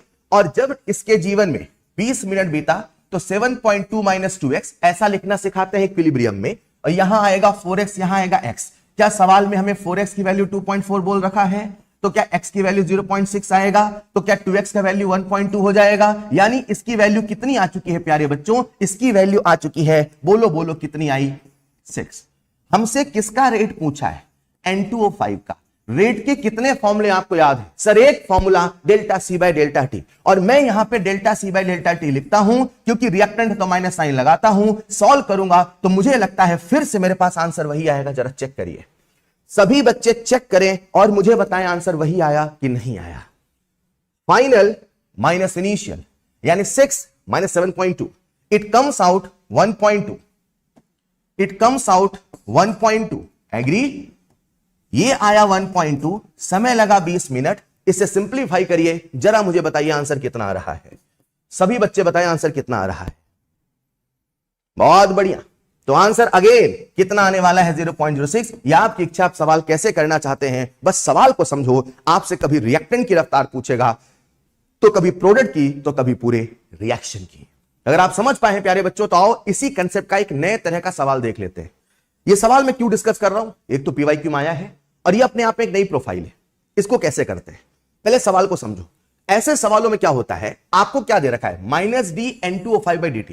मैं कभी भी ऐसे पढ़ने की सलाह नहीं देता। ये मैथमेटिकल वर्जन बहुत कठिन लगने लगता है। इसको आसानी से समझना है तो आप जहां ऐसा मैथमेटिकल वर्जन देना उसे ऐसा लिख लो। इसे मैं लिख लेता हूं ROD(N2O5)। मतलब बच्चा ये समझे कि N2O5 के डिसअपीयरेंस की वैल्यू दे रखी है ये, NO2 के अपीयरेंस की वैल्यू दे रखी है ये, और O2 के अपीयरेंस की वैल्यू दे रखी है ये, और हमसे रिलेशन पूछा है। तो मैं क्या करूं?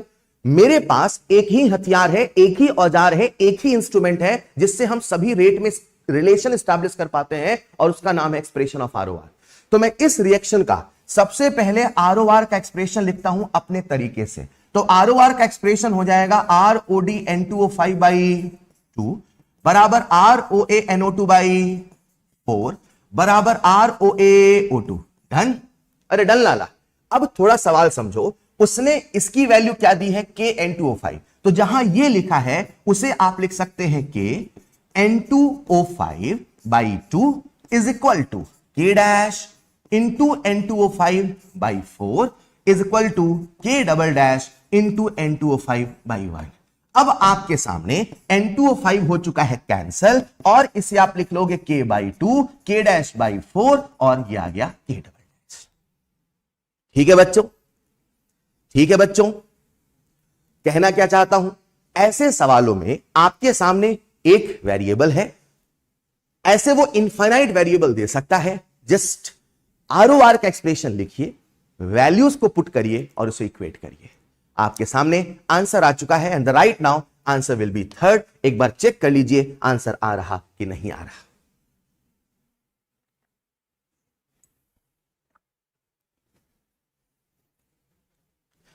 कर लिया होगा सब बच्चों ने। चलो, तो आप वीडियो को आराम से पॉज करके बाद में देखना प्यारे बच्चों। आओ कहानी आगे बढ़ाते हैं। तो जैसा मैंने कहा, इस चैप्टर में हमें सबसे पहले समझना होगा रफ्तार। और आज आप इस काबिल हैं कि आप रफ्तार की कैलकुलेशन कर सकते हैं। आप रिएक्टेंट की रफ्तार निकाल सकते हैं, आप प्रोडक्ट की रफ्तार निकाल सकते हैं, आप रिएक्शन की रफ्तार निकाल सकते हैं। And the best part is, किसी एक की रफ्तार गिवन हो, आप सबके बीच में रिलेशनशिप निकाल सकते हैं, आप सबके बीच में रिलेशनशिप एस्टैब्लिश कर सकते हैं, just with the help of expression of ROR। बच्चों, इमेजिन करते हैं इस चैप्टर को पढ़ने के लिए हम सबके पास एक फैक्ट्री है, और वो फैक्ट्री अमोनिया की है। मान लो, तो मान लेते हैं अपनी अमोनिया की फैक्ट्री है, और अमोनिया की फैक्ट्री में हम अमोनिया बनाते हैं, अमोनिया बेचते हैं, पैसे कमाते हैं, जीवन बढ़िया चल रहा होता है। आपकी जो फैक्ट्री है उसमें अमोनिया बनने की जो रफ्तार है, यानी जो rate of formation of ammonia है, वो है 100 kg अमोनिया पर डे। मैंने केजी क्यों बोला? सच में अगर मैं आपको केमिकल काइनेटिक्स की लैंग्वेज से लेके चलूं तो मुझे वहां केजी नहीं, मुझे वहां मोल बोलना चाहिए। लेकिन फील कराने के लिए, क्योंकि जैसे मैं मोल बोलता हूं तो बहुत सारे बच्चों के कंसेप्ट गोल हो जाते हैं, तो मैं मोल नहीं बोल के यहां केजी बोल रहा हूं ताकि आप चीजों को फील कर लें। तो इमेजिन करते हैं अपनी अमोनिया की फैक्ट्री है, और उसमें अमोनिया के बनने की रफ्तार है 100 kg अमोनिया पर डे। यानी हम रोज 100 किलो अमोनिया बनाते हैं, बेचते हैं, पैसे कमाते हैं, जीवन बढ़िया चल रहा। अचानक से जब आप अमोनिया बना रहे थे तो एक दिन मार्केट से, जहां आप अमोनिया बेचा करते थे, वहां से डिमांड बढ़ गई, और उन्होंने कहा भाई साहब हमें 200 किलो अमोनिया चाहिए पर डे। 200 किलो अमोनिया नहीं चाहिए, हमें चाहिए 200 किलो अमोनिया पर डे। अब आपने क्या सोचा कि आपकी जो फैक्ट्री है उसकी जो रफ्तार है अमोनिया बनाने की, वो तो 100 kg अमोनिया पर डे है। लेकिन जो मार्केट से डिमांड आई है, वो मार्केट से डिमांड आई है 200 kg अमोनिया पर डे की। तो आपको इतना तो समझ में आया कि मार्केट की जो डिमांड है वो ज्यादा है, तो मुझे अपनी रफ्तार को बढ़ाना पड़ेगा, मुझे अपने अमोनिया प्रोडक्शन को बढ़ाना पड़ेगा। But the question is, but the सवाल इज, आखिर अमोनिया की रफ्तार बढ़ाए कैसे?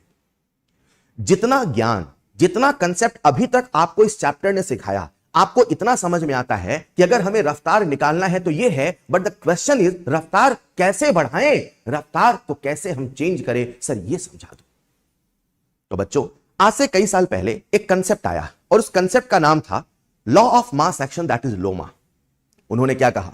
उन्होंने कहा, इमेजिन करते हैं अपने सामने एक रिएक्शन है, N2+3H2 से बना 2NH3, और उन्होंने कहा मानो ना मानो, एक बात तो मानोगे, आज अगर इस रिएक्शन का प्रोडक्ट बन रहा तो प्रोडक्ट के पीछे बनने का कारण है उसका रिएक्टेंट।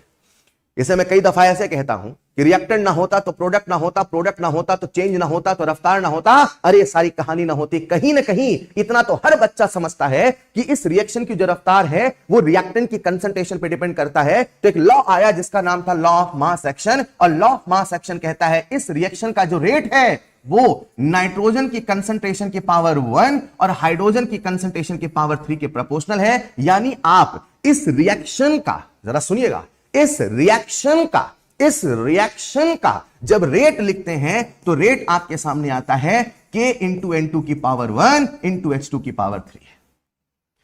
ये क्या कहना चाहता है, थोड़ा समझिएगा। ये जो आपके सामने मैथमेटिकल एक्सप्रेशन लिखा है, आपको ये कहना चाहता है कि उस रिएक्शन की रफ्तार, उस रिएक्शन की रफ्तार नाइट्रोजन की कंसंट्रेशन और हाइड्रोजन की कंसंट्रेशन पे डिपेंड करता है। और नाइट्रोजन की कंसंट्रेशन पे कैसे डिपेंड करता है? पावर 1, यानी नाइट्रोजन की डायरेक्टली प्रोपोर्शनल है। यानी नाइट्रोजन को दुगना करोगे तो रफ्तार भी दुगना होगा रिएक्शन का।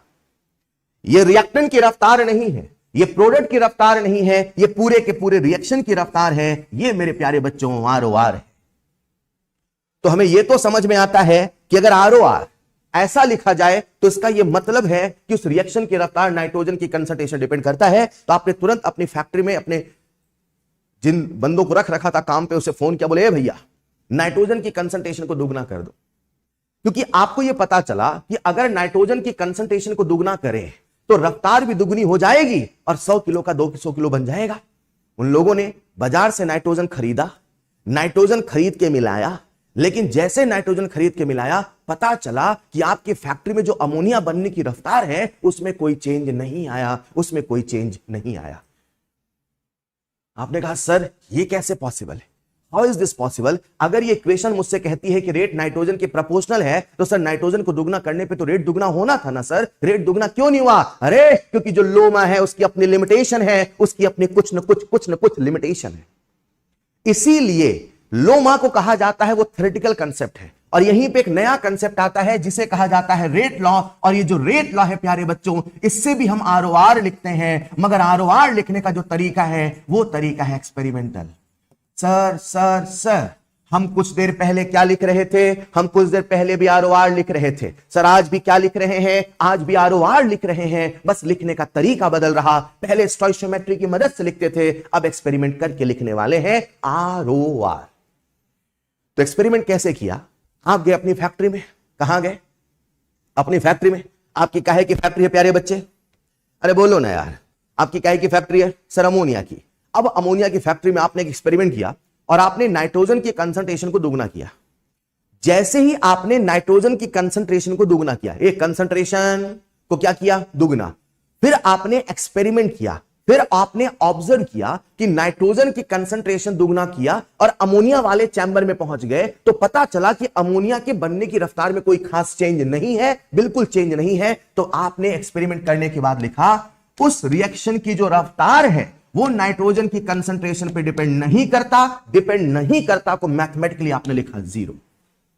ये पावर जीरो मैंने मेरे मन से लगाया, ये मेरे सपने में आया।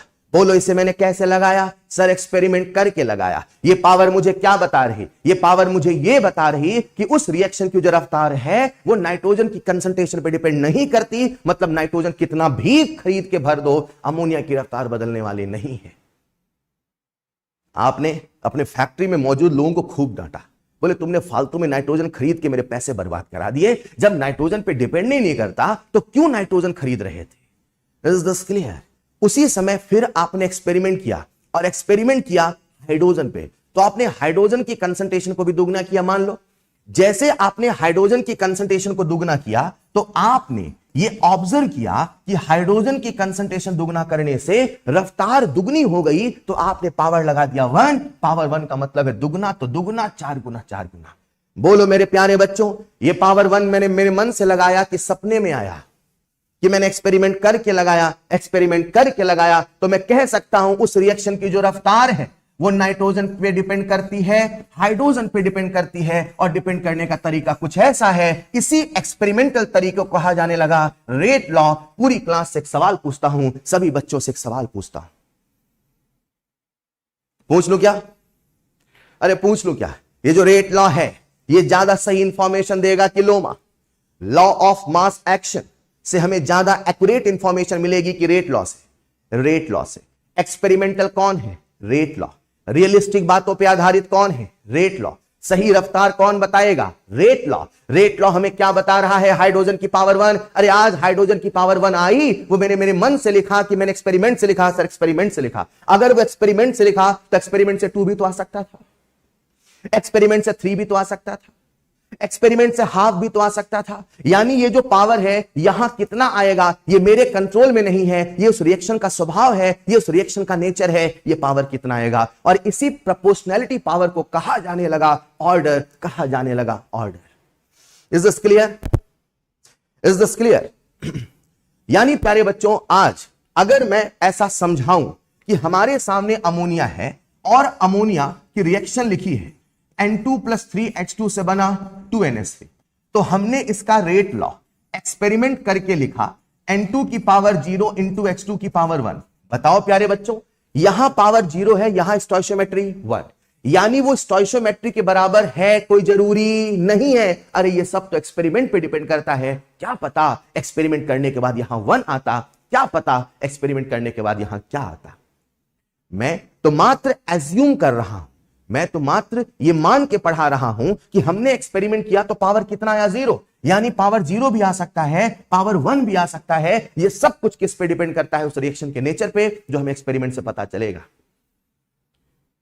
ये जो आपके सामने लिखा प्यारे बच्चों, इसे कहते हैं रेट लॉ। इमेजिन करते हैं हम सब के सामने एक हाइपोथेटिकल रिएक्शन है, ए प्लस बी से बना सी प्लस डी, और मुझे इस रिएक्शन का रेट लॉ लिखना है।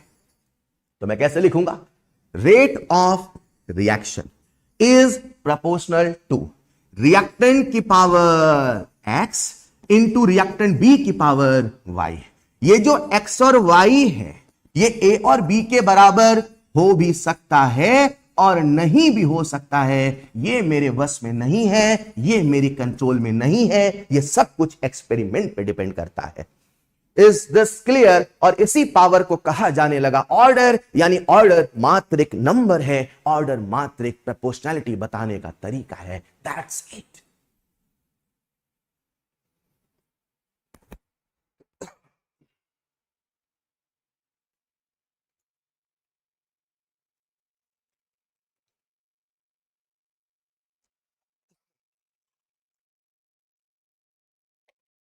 यहां तक सबको क्लियर है?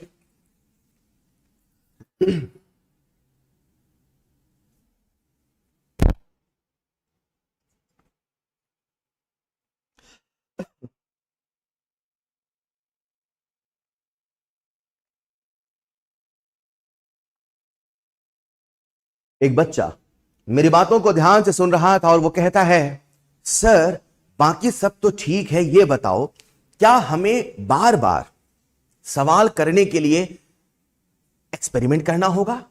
क्या जब नीट में सवाल आएगा तो हम एग्जामिनेशन हॉल छोड़ के एक्सपेरिमेंट करने चले जाएंगे? नहीं, मैं ये नहीं कह रहा हूं। मैं ये कह रहा हूं ये जो कंसेप्ट आया है ये एक्सपेरिमेंटल आया है, तो इसके जो सवाल बनेंगे वो भी एक्सपेरिमेंटल टाइप से बनेंगे। कैसे? अभी सिखाता हूं। एक बार इस पूरे कंसेप्ट को ध्यान से समझ ले, इसकी जो बारीकियां है उसे समझ ले, ठीक है?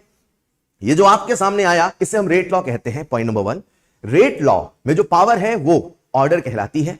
रेट लॉ एक्सपेरिमेंटल है। पावर स्टोइशियोमेट्री के बराबर हो भी सकता है और नहीं भी हो सकता, इसमें हमारा कोई जोर नहीं है। सबसे अहम कंसेप्ट जो आपसे कहना चाहता हूं, जहां एनसीईआरटी हम सबका ध्यान खींचता है, प्यारे बच्चों सुनिएगा, जब भी हम रेट लॉ लिखते हैं तो हमेशा रिएक्टेंट की पावर ही लिखते हैं।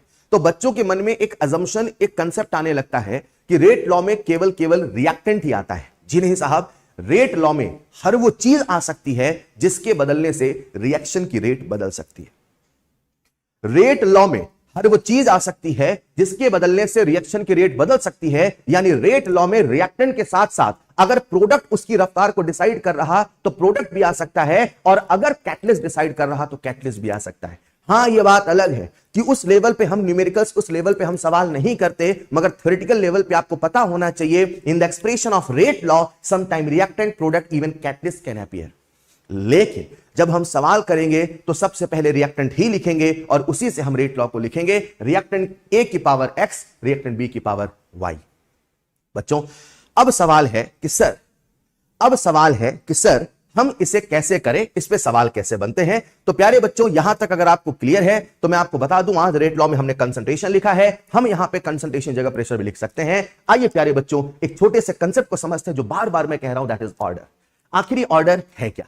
तो ऑर्डर क्या है? मैंने जैसे इस रिएक्शन का रेट लॉ लिखा तो इस रेट लॉ की पावर x और y आया। ये जो x कहलाता है ये a का ऑर्डर कहलाता है, ये जो y कहलाता है ये b का ऑर्डर कहलाता है। यानी किसी भी रेट लॉ में जो रिएक्टेंट की पावर है वो उस रिएक्टेंट का ऑर्डर है, जो किसी दूसरे रिएक्टेंट की पावर है वो उस दूसरे रिएक्टेंट का ऑर्डर है, और अगर सभी पावर को ऐड कर दे तो आपको मिल जाएगा overall order of the reaction. आपको मिल जाएगा overall order of the reaction, आपको मिल जाएगा overall order of the reaction. Hello hello hello, क्या ऑर्डर एक एक्सपेरिमेंटल क्वांटिटी है? यस।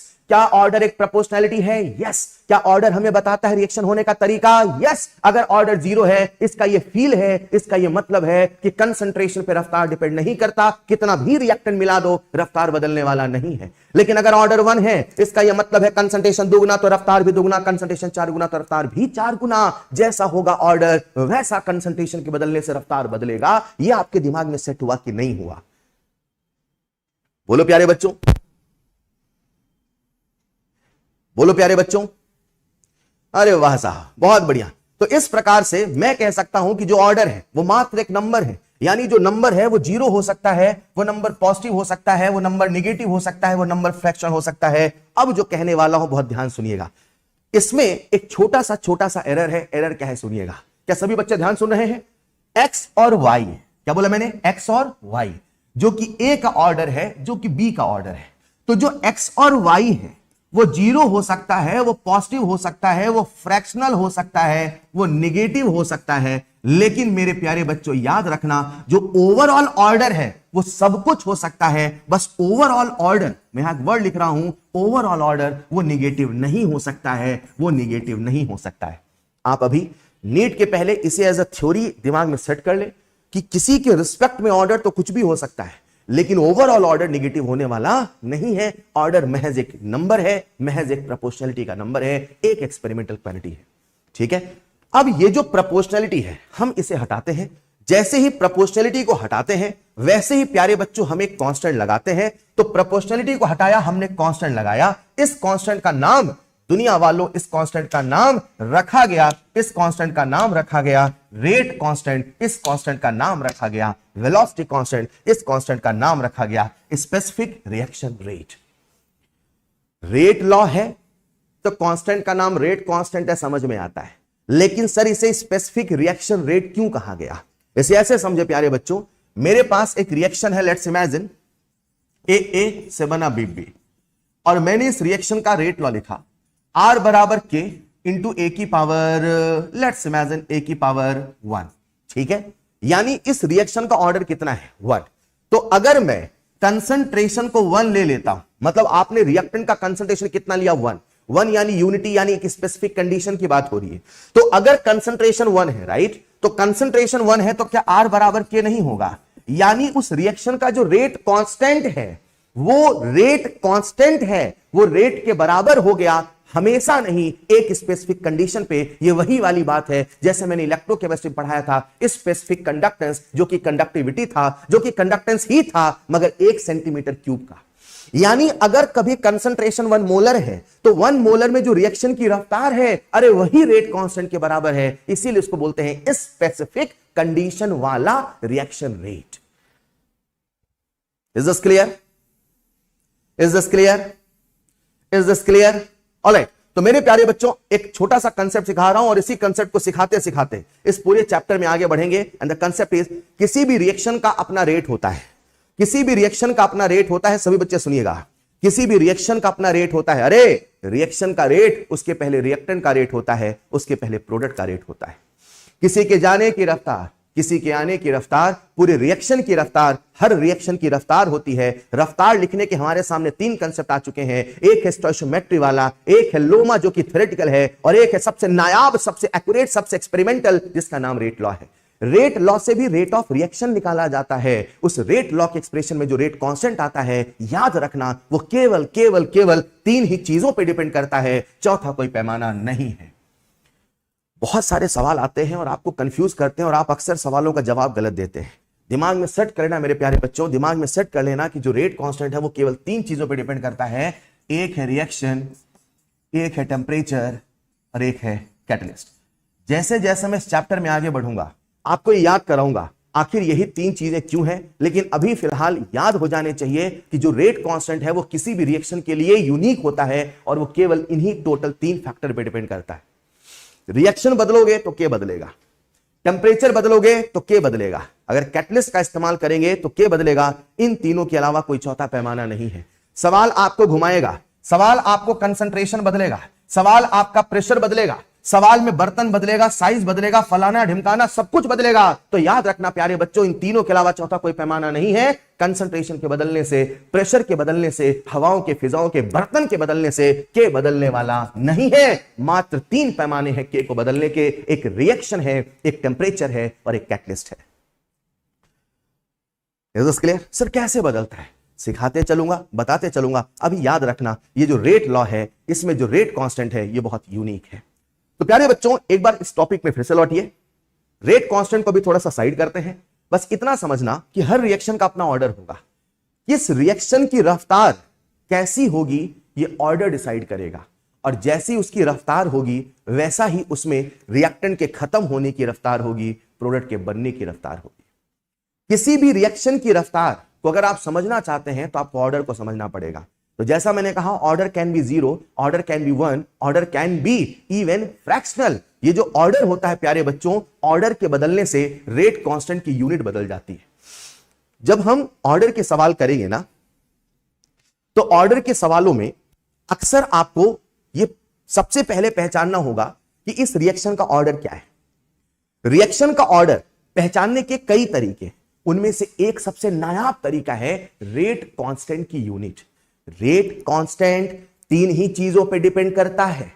रेट कांस्टेंट तीन ही चीजों पे डिपेंड करता है, लेकिन रेट कांस्टेंट की यूनिट ऑर्डर के बदलने से बदल जाती है। सर कैसे? तो रेट कांस्टेंट की यूनिट निकालने का एक जनरल फॉर्मूला आपके सामने लिख देता हूं। रेट कांस्टेंट की यूनिट निकालने का एक जनरल फॉर्मूला आपके सामने लिख देता हूं, और फॉर्मूला है प्यारे बच्चों कंसंट्रेशन की power 1 minus n T inverse.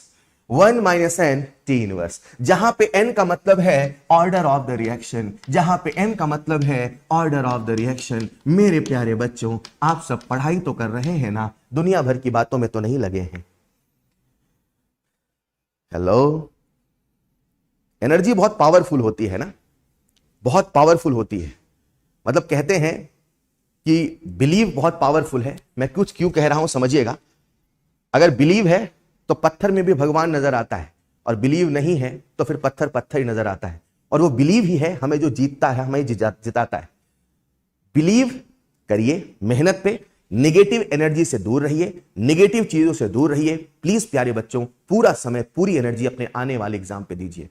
सब चला जाएगा, एक ही चीज आपके साथ रह पाएगा, वो है आपका रिजल्ट। जब रिजल्ट आएगा तो दुनिया में किसी को नहीं मतलब आपने क्या किया, कैसे किया, उन्हें बस एक चीज से मतलब है आपका सिलेक्शन हुआ कि नहीं हुआ। तो सिलेक्शन प्लीज उसके लिए करिए, बाकी सब छोड़ दीजिए। मैं कई बार कहता हूं बच्चों से, आप 16 घंटे पढ़ते हैं, 17 घंटे पढ़ते हैं, 18 घंटे पढ़ते हैं, सिलेक्शन नहीं हुआ तो दुनिया वाले कहेंगे पता नहीं क्या पढ़ता था। और अगर नहीं पढ़ के सिलेक्शन हुआ तो आप भी इंटरव्यू में कहोगे मैं 18 घंटे पढ़ता था, और सबको सही लगेगा। The only thing matter is your result. बाकी सब छोड़ के प्लीज अपने पढ़ाई पर ध्यान दीजिए। मैं सबसे कह रहा हूं, प्लीज प्लीज प्लीज, ठीक है? तो मेरे प्यारे बच्चों, आप सबका ध्यान चाहिए। बाकी कुछ तो आते हैं चले जाते हैं, चलता रहता है ना। तो भीड़ बढ़ाते रहिए, लेकिन जो पढ़ने के लिए आए हैं वो प्लीज पढ़ाई करिए। तो मेरे प्यारे बच्चों, अगर कभी हमें रेट कांस्टेंट की यूनिट निकालना है, तो रेट कांस्टेंट की यूनिट निकालने का हम सबके सामने फॉर्मूला है कंसंट्रेशन की power 1 minus n T inverse. और रेट कांस्टेंट की यूनिट याद करना पड़ेगा, तभी हम सवाल कर पाएंगे। हमारे इस पूरे सिलेबस में 3 ऑर्डर, हालांकि सिलेबस में तो 2 ही ऑर्डर है डिटेल में, एक जीरो ऑर्डर है, एक फर्स्ट ऑर्डर, लेकिन फिर भी हल्का सा एक्स्ट्रा एज के लिए एक और ऑर्डर याद कर लीजिए, सेकंड ऑर्डर, हल्का सा इंट्रोडक्शन, ठीक है? जीरो ऑर्डर की रेट कांस्टेंट, फर्स्ट ऑर्डर का रेट कांस्टेंट और सेकंड ऑर्डर का रेट कांस्टेंट, ये सब हमें बिल्कुल पानी जैसा याद होना चाहिए, ठीक है बच्चे? तो अगर कोई हमसे जीरो ऑर्डर का रेट कांस्टेंट पूछे तो बोलो एन की वैल्यू कितनी है, 0, तो रेट कांस्टेंट का यूनिट क्या हो जाएगा सर? मोल पर लीटर पर सेकंड। बच्चों याद कर लो, जीरो ऑर्डर की रेट कांस्टेंट का यूनिट मोल पर लीटर पर सेकंड। वो कौन सा ऑर्डर है? सवाल ऐसे पूछेगा, हिंदी में नहीं इंग्लिश पूछेगा। वो कौन सा ऑर्डर है जिसके रेट कांस्टेंट की यूनिट रेट के बराबर है? अरे रेट का formula delta C by delta T, mole पर लीटर पर सेकंड, और रेट कांस्टेंट भी मोल पर लीटर पर सेकंड, यही जीरो ऑर्डर है। अगर फर्स्ट ऑर्डर होता तो बोलो एन की वैल्यू 1, 1 माइनस 1 0। तो अब बताओ रेट कांस्टेंट की यूनिट क्या हो जाएगी मेरे प्यारे बच्चों? सर रेट कांस्टेंट की यूनिट हो जाएगी सेकंड इनवर्स। वो कौन सा ऑर्डर है जिसके रेट कांस्टेंट की यूनिट फ्रीक्वेंसी के बराबर है? First order. वो कौन सा ऑर्डर है जिसके रेट कांस्टेंट यूनिट फ्रीक्वेंसी के बराबर? First order. मेरे प्यारे बच्चों, क्या आप सब सेकंड ऑर्डर की यूनिट निकाल लेंगे?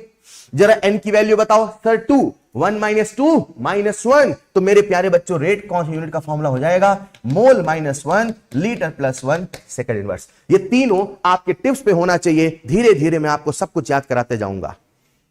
चलेगा प्यारे बच्चों? चलेगा। आइए तो आओ एक छोटे से सवाल के माध्यम से इस कंसेप्ट करते हैं आत्मसात। आप सबके सामने एक रिएक्शन का रेट लॉ दे रखा है, और रेट लॉ है मेरे प्यारे बच्चों R बराबर K इंटू सी की पावर 3/2। आपसे पूछा यूनिट ऑफ रेट कांस्टेंट। जल्दी से हाथ खड़े करके बता दीजिए कितने बच्चों से बन जाएगा? कितने बच्चों से बन जाएगा? आपसे पूछा है यूनिट ऑफ रेट कांस्टेंट, आपसे पूछा है यूनिट ऑफ रेट कांस्टेंट, सबसे बन जाएगा?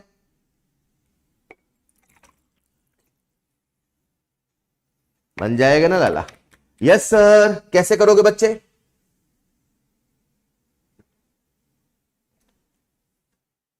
सर कुछ नहीं करना, हम सबको रेट कांस्टेंट यूनिट का जनरल फॉर्मूला याद है, और जनरल फॉर्मूला है सी की power 1 minus n T inverse. बोलो हाँ या ना? सी बोले तो कंसंट्रेशन मोल पर लीटर की पावर 1 माइनस 3/2 टी इनवर्स। कर लोगे क्या? 1 minus 3/2 minus half, 1 minus 3/2 minus half, right?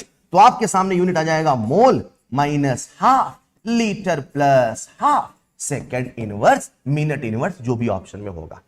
अरे आसान है क्या?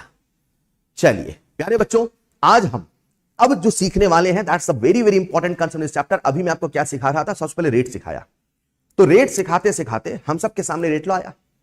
अपनी काहे की फैक्ट्री थी? बोलो बोलो बोलो, अमोनिया की। क्या आपने अमोनिया की फैक्ट्री का रेट लॉ लिखा था? Yes sir. रेट लॉ हमने अपने मन से लिखा था कि मेरे सपने में आया था कि एक्सपेरिमेंट करके लिखा था? सर एक्सपेरिमेंट करके लिखा था। अब ये एक्सपेरिमेंट कैसे होते हैं, कैसे रेट लॉ लिखते हैं, इन पे कैसे सवाल बनते हैं, अब हम वो सीखने वाले हैं। ठीक है, तो प्यारे बच्चों आप सबके सामने उस सवाल का आंसर है। Now we are moving toward a new concept, a new calculation of problem, जिसे मैं कह रहा हूं calculation of rate law and order. ठीक, सभी बच्चे बिल्कुल ध्यान से सुनना। आपने जो सीखा है, जो भी सुना है, उसे भूल के सुनिएगा। अगर कभी हमसे रेट लॉ और ऑर्डर का सवाल पूछता है, वो कहता है ना right the rate law, calculate order of reaction, अगर कभी ऐसा पूछे तो क्या करना? आप मेरी एक छोटी सी ट्रिक या छोटा सा रूल याद कर लीजिए, C की पावर n बराबर R। अभी सिखाता हूं, पहले से याद कर लो, और हो सके तो कॉपी में लिख लेना। C की पावर n बराबर R, C की पावर n बराबर R। बस याद रखना प्यारे बच्चों, यहां पे ये जो कंसंट्रेशन है, ये कंसंट्रेशन नहीं, इस ट्रिक का मतलब, इसमें कहते हैं ना फोर्स बराबर मास इनटू एक्सेलरेशन। फोर्स का मतलब क्या है? तो मतलब बता रहा हूं हर पैरामीटर का। यहां पे जो कंसंट्रेशन है, ये सिंपली कंसंट्रेशन नहीं है, ये कंसंट्रेशन का टाइम्स है, ये कंसंट्रेशन का रेशियो है, जिसे मैं सरल भाषा में कहूंगा ये कंसंट्रेशन का गुना है। और जो रेट है, ये रेट नहीं है, ये रेट का टाइम है, ये रेट का रेशियो है, ये रेट का गुना है, और जो n है प्यारे बच्चों ये ऑर्डर है। इसे अगर मैं थोड़ा सा सिंपल फॉर्म में कहूं तो कुछ ऐसे कहूंगा। मान लो आज एक रिएक्शन है, उसमें दो रिएक्टेंट है, और दो रिएक्टेंट है, और आपको उसके लिए फॉर्मूला लगाना है। तो आप कैसे लिखेंगे? a की पावर x इंटू b की पावर y बराबर r। सरल भाषा में ये जो अपने सामने ट्रिक है, c की पावर n बराबर r, उसमें मुझे कंसंट्रेशन नहीं, कंसंट्रेशन का रेशियो लिखना है। मगर कंसंट्रेशन का रेशियो किसका लिखना है? ए है तो ए का लिखना है, बी है तो बी का लिखना है। केवल ए है तो केवल ए लिखो, केवल बी है तो केवल बी लिखो, अगर दोनों है तो दोनों लिखो। बस याद रखना, ये कंसंट्रेशन नहीं, ये कंसंट्रेशन का गुना है, ये कंसंट्रेशन का रेशियो है, ये कंसंट्रेशन का रेशियो है। ये ए के कंसंट्रेशन का रेशियो है, ये बी के कंसंट्रेशन का रेशियो है, और ये रेट ऑफ रिएक्शन का रेशियो है। बच्चों मैं क्या समझाना चाहता हूं, आओ एक छोटे से सवाल से सिखाता हूं, फिर यहां लौटता हूं। ठीक, इमेजिन करते हैं एक सवाल आया, और सवाल कहता है कंसंट्रेशन को 2 गुना कर दिया, कंसंट्रेशन को 2 गुना कर दिया तो रेट भी 2 गुना हो गया। गुना बोल रहा हूं मैं, टाइम्स बोल रहा हूं मैं। आज मैं आपसे हिंदी में बोल रहा हूं, कल को सवाल होगा तो इंग्लिश में लिखा होगा, on doubling the concentration rate of reaction becomes 2 times.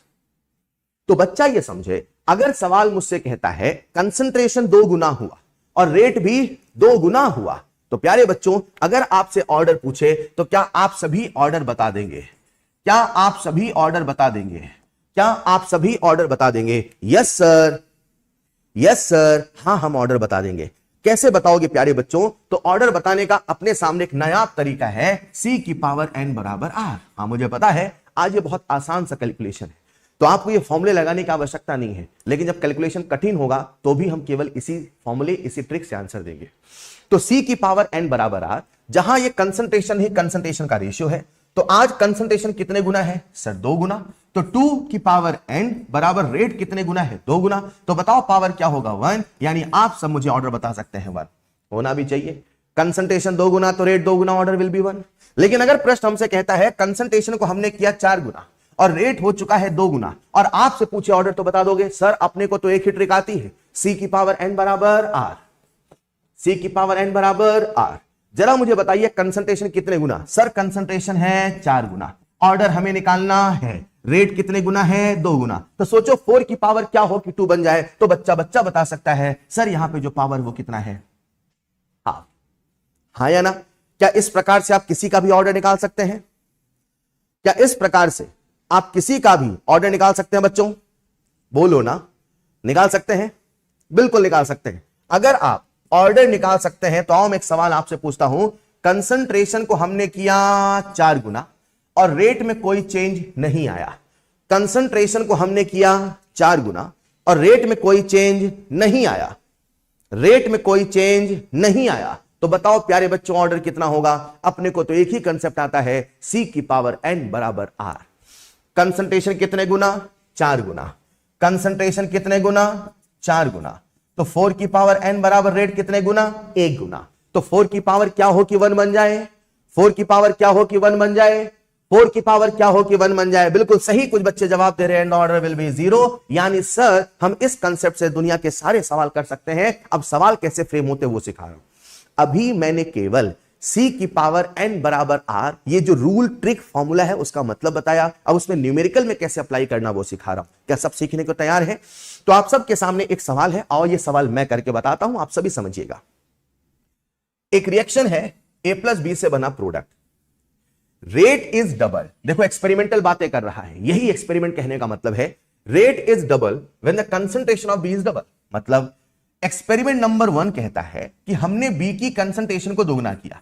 तो प्यारे बच्चों अपने सामने रिएक्शन क्या है? A+B से बना प्रोडक्ट, किसकी कंसंट्रेशन को दोगुना किया? B को। तो अगर मैं इसका रेट लॉ लिखता तो मैं कैसे लिखता? R बराबर K इंटू A की पावर X इंटू B की पावर Y, राइट?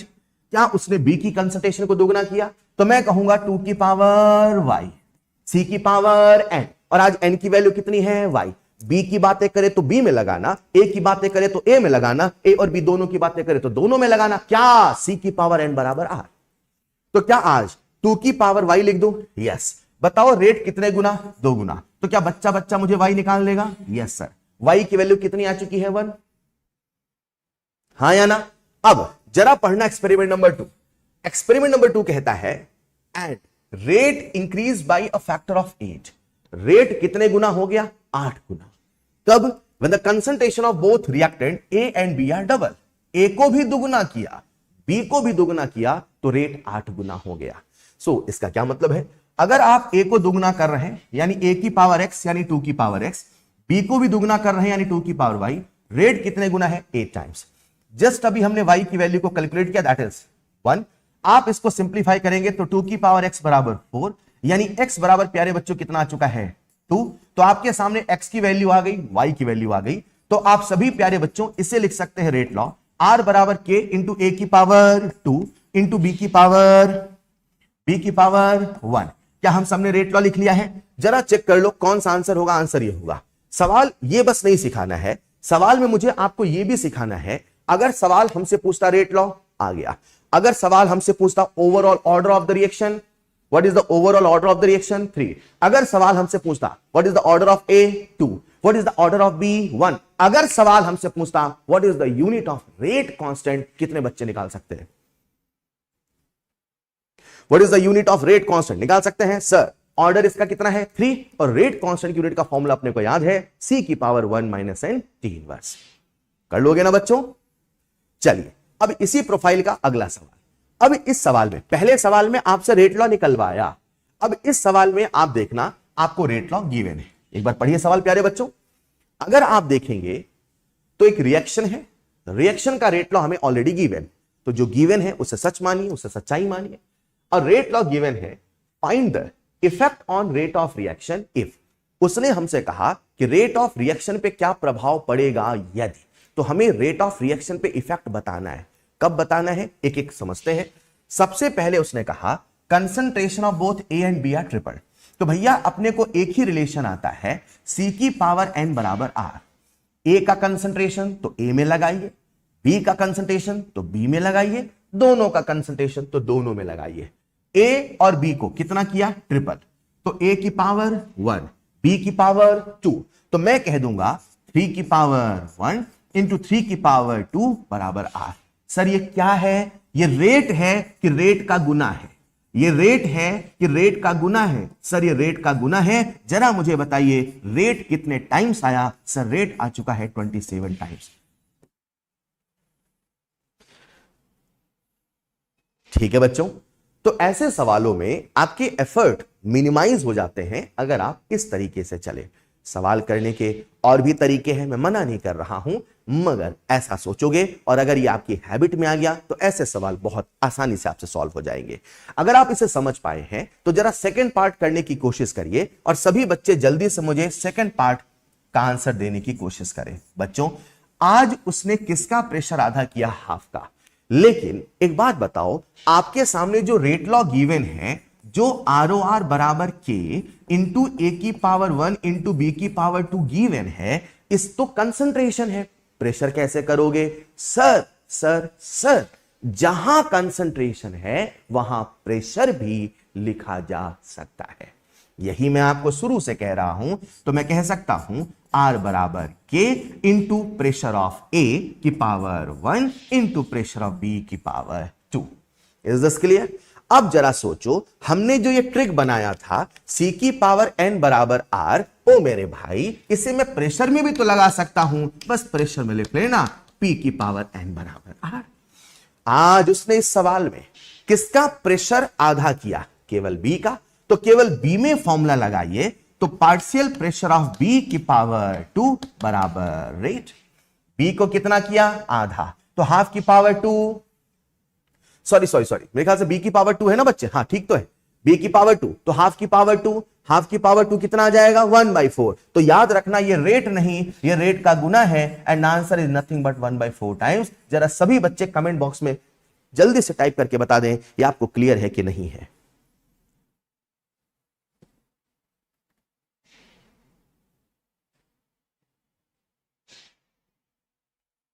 चलिए, तो प्यारे बच्चों, इस प्रकार से हम इन सवालों करते हैं। अब यहीं पे एक बड़ा नायाब सवाल आता है जो अपने आप में थोड़ा सा अलग है, और यह सवाल कहलाता है एक्सपेरिमेंटल सवाल, टेबुलर बेस्ड सवाल। इन सवालों में क्या होता है, आप ध्यान से देखो।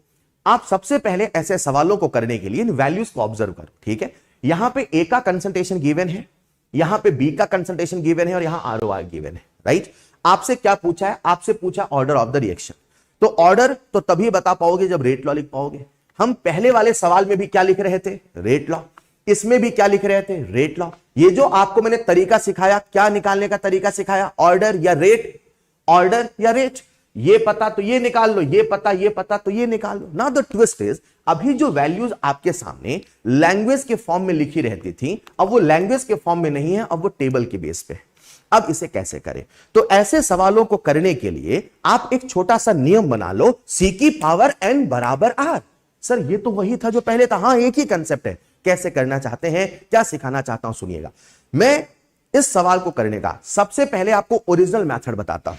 इस सवाल को करने का ओरिजिनल मेथड कुछ ऐसा होता है, इस रिएक्शन का रेट लॉ अपने मन में एज्यूम करो, मतलब कॉपी में, R बराबर K इंटू A की पावर X इंटू B की पावर Y। फिर पहली वाली इक्वेशन को पुट करो, फिर दूसरी वाली इक्वेशन को पुट करो, फिर तीसरी वाले को पुट करो, फिर डिवाइड करो, रेशियो निकालो, पावर निकालो। This is the standard method. लेकिन हम ऐसा नहीं करने वाले। हम क्या करने वाले वो सुनिएगा। हम तो एक ही कंसेप्ट को लेके चलेंगे, C की पावर n बराबर R। बच्चों बताओ, ये कंसंट्रेशन है कि कंसंट्रेशन का गुना? कंसंट्रेशन का गुना। बताओ, ये रेट है कि रेट का गुना? रेट का गुना। तो प्यारे बच्चों, सबसे पहले इक्वेशन नंबर 1 और 2 चुन ले। चुन लो सर। अब हम निकालते हैं कंसंट्रेशन का रेशियो। अरे गुना मतलब रेशियो ना यार। तो एक बार A का रेशियो, एक बार B का रेशियो। मैं एक्सपेरिमेंट नंबर 1 और 2 को चुन रहा हूं। ठीक है, तो देखना जरा, A का रेशियो निकाल रहा हूं, तो 0.1 अपॉन 0.05 की पावर x, A की पावर x, B की पावर y। ये आपके मन में छपा होना चाहिए। A की पावर x, B की पावर y, इसकी पावर x, और इसको मैं कैसे कहूं? 0.05 अपॉन 0.05 की पावर y बराबर रेट। जब आप इसको डिवाइड करेंगे तो आपके सामने साइड 2 आएगा, देख लो जरा। 0.05 अपॉन 0.05 विल बी 1, 1 की पावर y 1, यानी मैं कह सकता हूं आपके सामने आ चुका है 2 की पावर x बराबर 2, और x की वैल्यू कितनी आ चुकी है? 1। पहले सवाल अंग्रेजी में बोलता था कंसंट्रेशन 2 गुना। अब सवाल अंग्रेजी में नहीं बोला है, तो आपको वैल्यू दी है, तो डिवाइड करके निकाल लो ना कितने गुना, बस। चलेगा मेरे भाई? अगर आप इसे समझ पाए हैं तो अभी x निकला, अभी y निकालना बाकी है।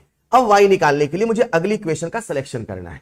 तो जो आपके दिमाग में आए, चाहे ये दोनों चाहे ये दोनों, जिस इक्वेशन से निकालना हो उससे आ जाएगा। आप कोई एक इक्वेशन चुन लो। मैं इक्वेशन नंबर 1 और इक्वेशन नंबर 3 का सिलेक्शन करता हूं b की पावर निकालने के लिए। इक्वेशन नंबर 1 एंड 3 का करें क्या?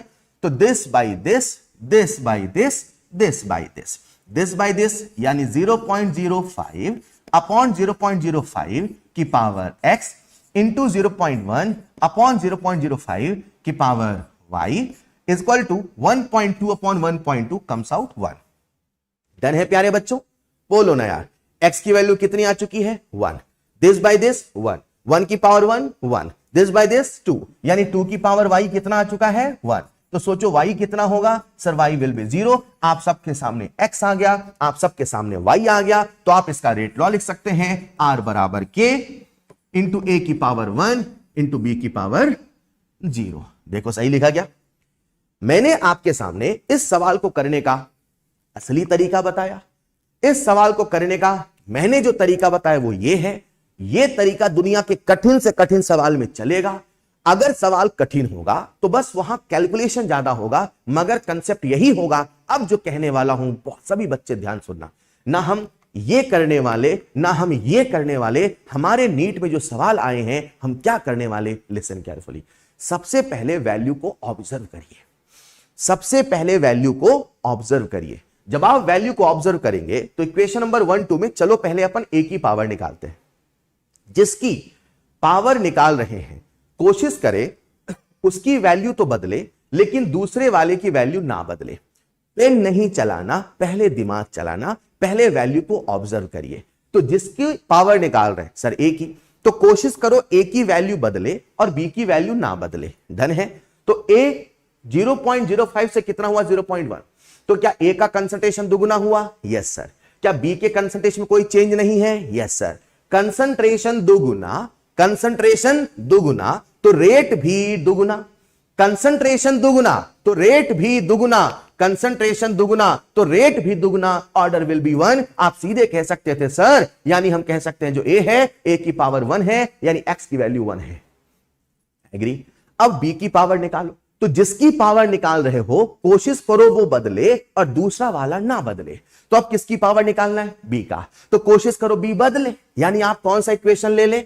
1 और 2? नहीं सर, b नहीं बदला। तो क्या 2 और 3 ले ले? Yes sir. क्या 1 और 3 ले ले? Yes sir. लेकिन a ना बदले, इसका भी तो ध्यान रखो। तो a ना बदले उसके लिए हमने लिया 1 और 3, क्योंकि इसमें b तो बदला है मगर a नहीं बदला है। जरा चेक करिए। अब थोड़ा ऑब्जर्व करिए। a की कंसंट्रेशन बदली? No sir. b की कंसंट्रेशन बदली? Yes sir. b कितने गुना? 2 गुना। b हुआ 2 गुना और रेट में कोई चेंज नहीं है, यानी b की कंसंट्रेशन पे रेट डिपेंड नहीं करता, यानी b की पावर 0, यानी y की वैल्यू 0। Is this clear? बिल्कुल सही कहा रहमान। घर नहीं जाना है, सिलेक्शन लेके जाना है, सिलेक्शन लेके जाना है। तो प्यारे बच्चों, अगर आप ये सारी चीजें समझ पाए हैं तो यहां तक की जो सारी कहानी थी, this is all about rate. मैंने आपको रेट बताया, रेट ऑफ रिएक्शन बताया, rate of product, rate of reactant बताया, रेट लॉ कैसे निकालते हैं, ऑर्डर कैसे निकालते हैं, सब कुछ समझाया। चलेगा? अब हम इस चैप्टर के अगले कंसेप्ट की ओर बढ़ रहे हैं और आज के सेशन में मैं इसी कंसेप्ट तक आपको सिखाऊंगा। ठीक है बच्चों? जैसा मैंने आपसे कहा कि हम इस पूरे के पूरे केमिकल काइनेटिक्स में रेट पढ़ते हैं और फिर रेट के बाद हमारा दूसरा सेगमेंट जो था पढ़ने के लिए वो था मैकेनिज्म ऑफ द रिएक्शन। मैं आपको मतलब काइनेटिक्स आपको मैकेनिज्म लिखना नहीं सिखाएगा। काइनेटिक्स आपको यह सिखाएगा अगर किसी रिएक्शन की मैकेनिज्म गिवन है तो उसको चेक करके बताओ वो मैकेनिज्म सही है कि वो मैकेनिज्म गलत है। दिमाग से पहले कंसेप्ट को हटाओ। मैं ये नहीं सिखाऊंगा कि मैकेनिज्म कैसे लिखते हैं, मैं ये सिखाऊंगा अगर किसी रिएक्शन की मैकेनिज्म गिवन है तो with the help of chemical kinetics आप उसे प्रेडिक्ट करके बता दीजिए वो मैकेनिज्म सही है कि वो मैकेनिज्म गलत है। तो उसके समझने के लिए आपको सबसे पहले समझना पड़ेगा कि जितनी भी दुनिया में रिएक्शन थी, ठीक है, जितनी भी दुनिया में रिएक्शन थी on the basis of mechanism, उसे 2 तरीके से क्लासिफाई किया गया। कुछ को कहा गया ऐसी रिएक्शन जिनकी मैकेनिज्म है और कुछ ऐसी रिएक्शन थी जिनकी मैकेनिज्म नहीं है। मैकेनिज्म यानी क्या? होने का तरीका। तो कुछ रिएक्शंस का होने का तरीका था और कुछ रिएक्शन बस हो जाती हैं, रिएक्टेंट से प्रोडक्ट बन जाती हैं और कुछ रिएक्टेंट से प्रोडक्ट बनने के समय कई स्टेप से होकर गुजरती हैं। ऐसे रिएक्शन जिनकी मैकेनिज्म नहीं थी उन्हें कहा गया एलिमेंट्री रिएक्शन। और ऐसी रिएक्शन जिनकी मैकेनिज्म थी उन्हें कहा गया complex reaction. So what I want to say कि मैकेनिज्म के आधार पे कुल कितनी रिएक्शन बनाई गई, दो, या तो मैकेनिज्म है या तो मैकेनिज्म नहीं है। एलिमेंट्री रिएक्शन ऐसी रिएक्शन को कहा गया जिनकी मैकेनिज्म नहीं है, और कॉम्प्लेक्स रिएक्शन ऐसी रिएक्शन को कहा गया जिनकी मैकेनिज्म है। यानी दुनिया में दो ही रिएक्शन है, या तो मैकेनिज्म है या तो मैकेनिज्म नहीं है। तीसरे का सिस्टम ही नहीं है, तीसरे का सिस्टम ही नहीं है। प्यारे बच्चों, एलिमेंट्री रिएक्शन ऐसी रिएक्शन थी जिनकी मैकेनिज्म नहीं थी, और जिनकी मैकेनिज्म नहीं थी वो एक ही स्टेप में हो जाती थी, रिएक्टेंट से प्रोडक्ट बन जाती थी, उनके होने का तरीका नहीं था। सबसे सिंपल रिएक्शन इन्हें कहा गया, सबसे बेसिक रिएक्शन इन्हें कहा गया। जब बच्चा पहली बार स्कूल जाता है उसकी क्लासेस को कहा जाता है एलिमेंट्री रिएक्शन क्लासेस। एलिमेंट्री यानी बेसिक, एलिमेंट्री यानी बेसिक, राइट। तो एलिमेंट्री रिएक्शन को कई बार सिंपल रिएक्शन ही बोला जाता है, कई बार बेसिक भी बोला जाता है। पर्यायवाची शब्द हमें याद होने चाहिए। जब पर्यायवाची नहीं याद होता और न्यूमेरिकल प्रॉब्लम में आपके सामने लिखा होता है ना सिंपल रिएक्शन, तो आप कंफ्यूज हो जाते हैं, आपको लगता है कुछ नया है। इसीलिए हमें शब्दों के साइनोनिम्स पर्यायवाची भी याद होने चाहिए। एलिमेंट्री रिएक्शन को ही सिंपल रिएक्शन कहा जाता है, एलिमेंट्री रिएक्शन को ही बेसिक रिएक्शन भी कहा जाता है। बच्चों, इंटरेस्टिंग ये नहीं था, इंटरेस्टिंग ये था, दुनिया में जितनी भी रिएक्शन सिंपल रिएक्शन थी वो सिंगल स्टेप में होती थी, उनकी कोई मैकेनिज्म नहीं होती थी। लेकिन जो सबसे अहम था वो ये था मेरे प्यारे बच्चों, अगर आपके सामने मैं एक रिएक्शन लिख देता हूं A + B से बना प्रोडक्ट, मान लो, अरे मान लो, और मान लो ये एलिमेंट्री है, मान लो, और अगर ये एलिमेंट्री है यानी कि ये सिंपल रिएक्शन है, यानी कि इसके होने का तरीका नहीं है। अगर ये एलिमेंट्री है और एक्सपेरिमेंट करके इसका रेट लॉ लिखा गया तो पाया गया इसका जो रेट लॉ है वो है R = K × A⁴ × B⁴ दुनिया की जितनी भी एलिमेंट्री रिएक्शन थी, जब उनका रेट लॉ लिखा गया, जो कि एक्सपेरिमेंट से लिखा गया, तो यह पता चला कि उनका जो रेट लॉ लिखते हैं उसमें जो पावर आता है वो स्टोइचियोमेट्री के बराबर आता है। तो एक नियम बन गया, एक रूल बन गया कि जो एलिमेंट्री रिएक्शन है उनका रेट लॉ लिखना सबसे आसान है, सिंपली पावर चिपकाइए, वही उसका ऑर्डर माना जाएगा। यही एलिमेंट्री की खासियत है, यही एलिमेंट्री की खासियत है, यही एलिमेंट्री की खासियत है। तो प्यारे बच्चों, दुनिया में दो तरह की रिएक्शन है, या तो मैकेनिज्म है या तो मैकेनिज्म नहीं है। जिन रिएक्शंस की मैकेनिज्म नहीं है, जिसे एलिमेंट्री कहा जाता है, उसे पढ़ना बहुत आसान और समझना बहुत आसान है, अरे उसका रेट लॉ लिखना भी बहुत आसान है। जो रिएक्टेंट की स्टोइचियोमेट्री है वही पावर बन जाएगा, वही ऑर्डर बन जाएगा, वही ऑर्डर बन जाएगा।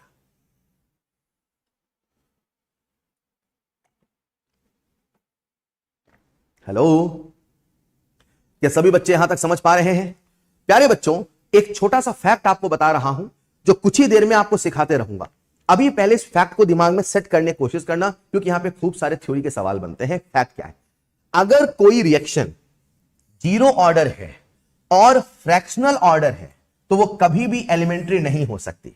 इसे ऐसे समझिए, अगर कोई, ये थोड़ा सा लॉजिक्स वाला टॉपिक है, आपको अपने लॉजिक्स को स्ट्रॉन्ग करना पड़ेगा, है ना, और जितना मैं कहूं उतना ही सोचना पड़ेगा और मेरे तरीके से ही सोचना पड़ेगा।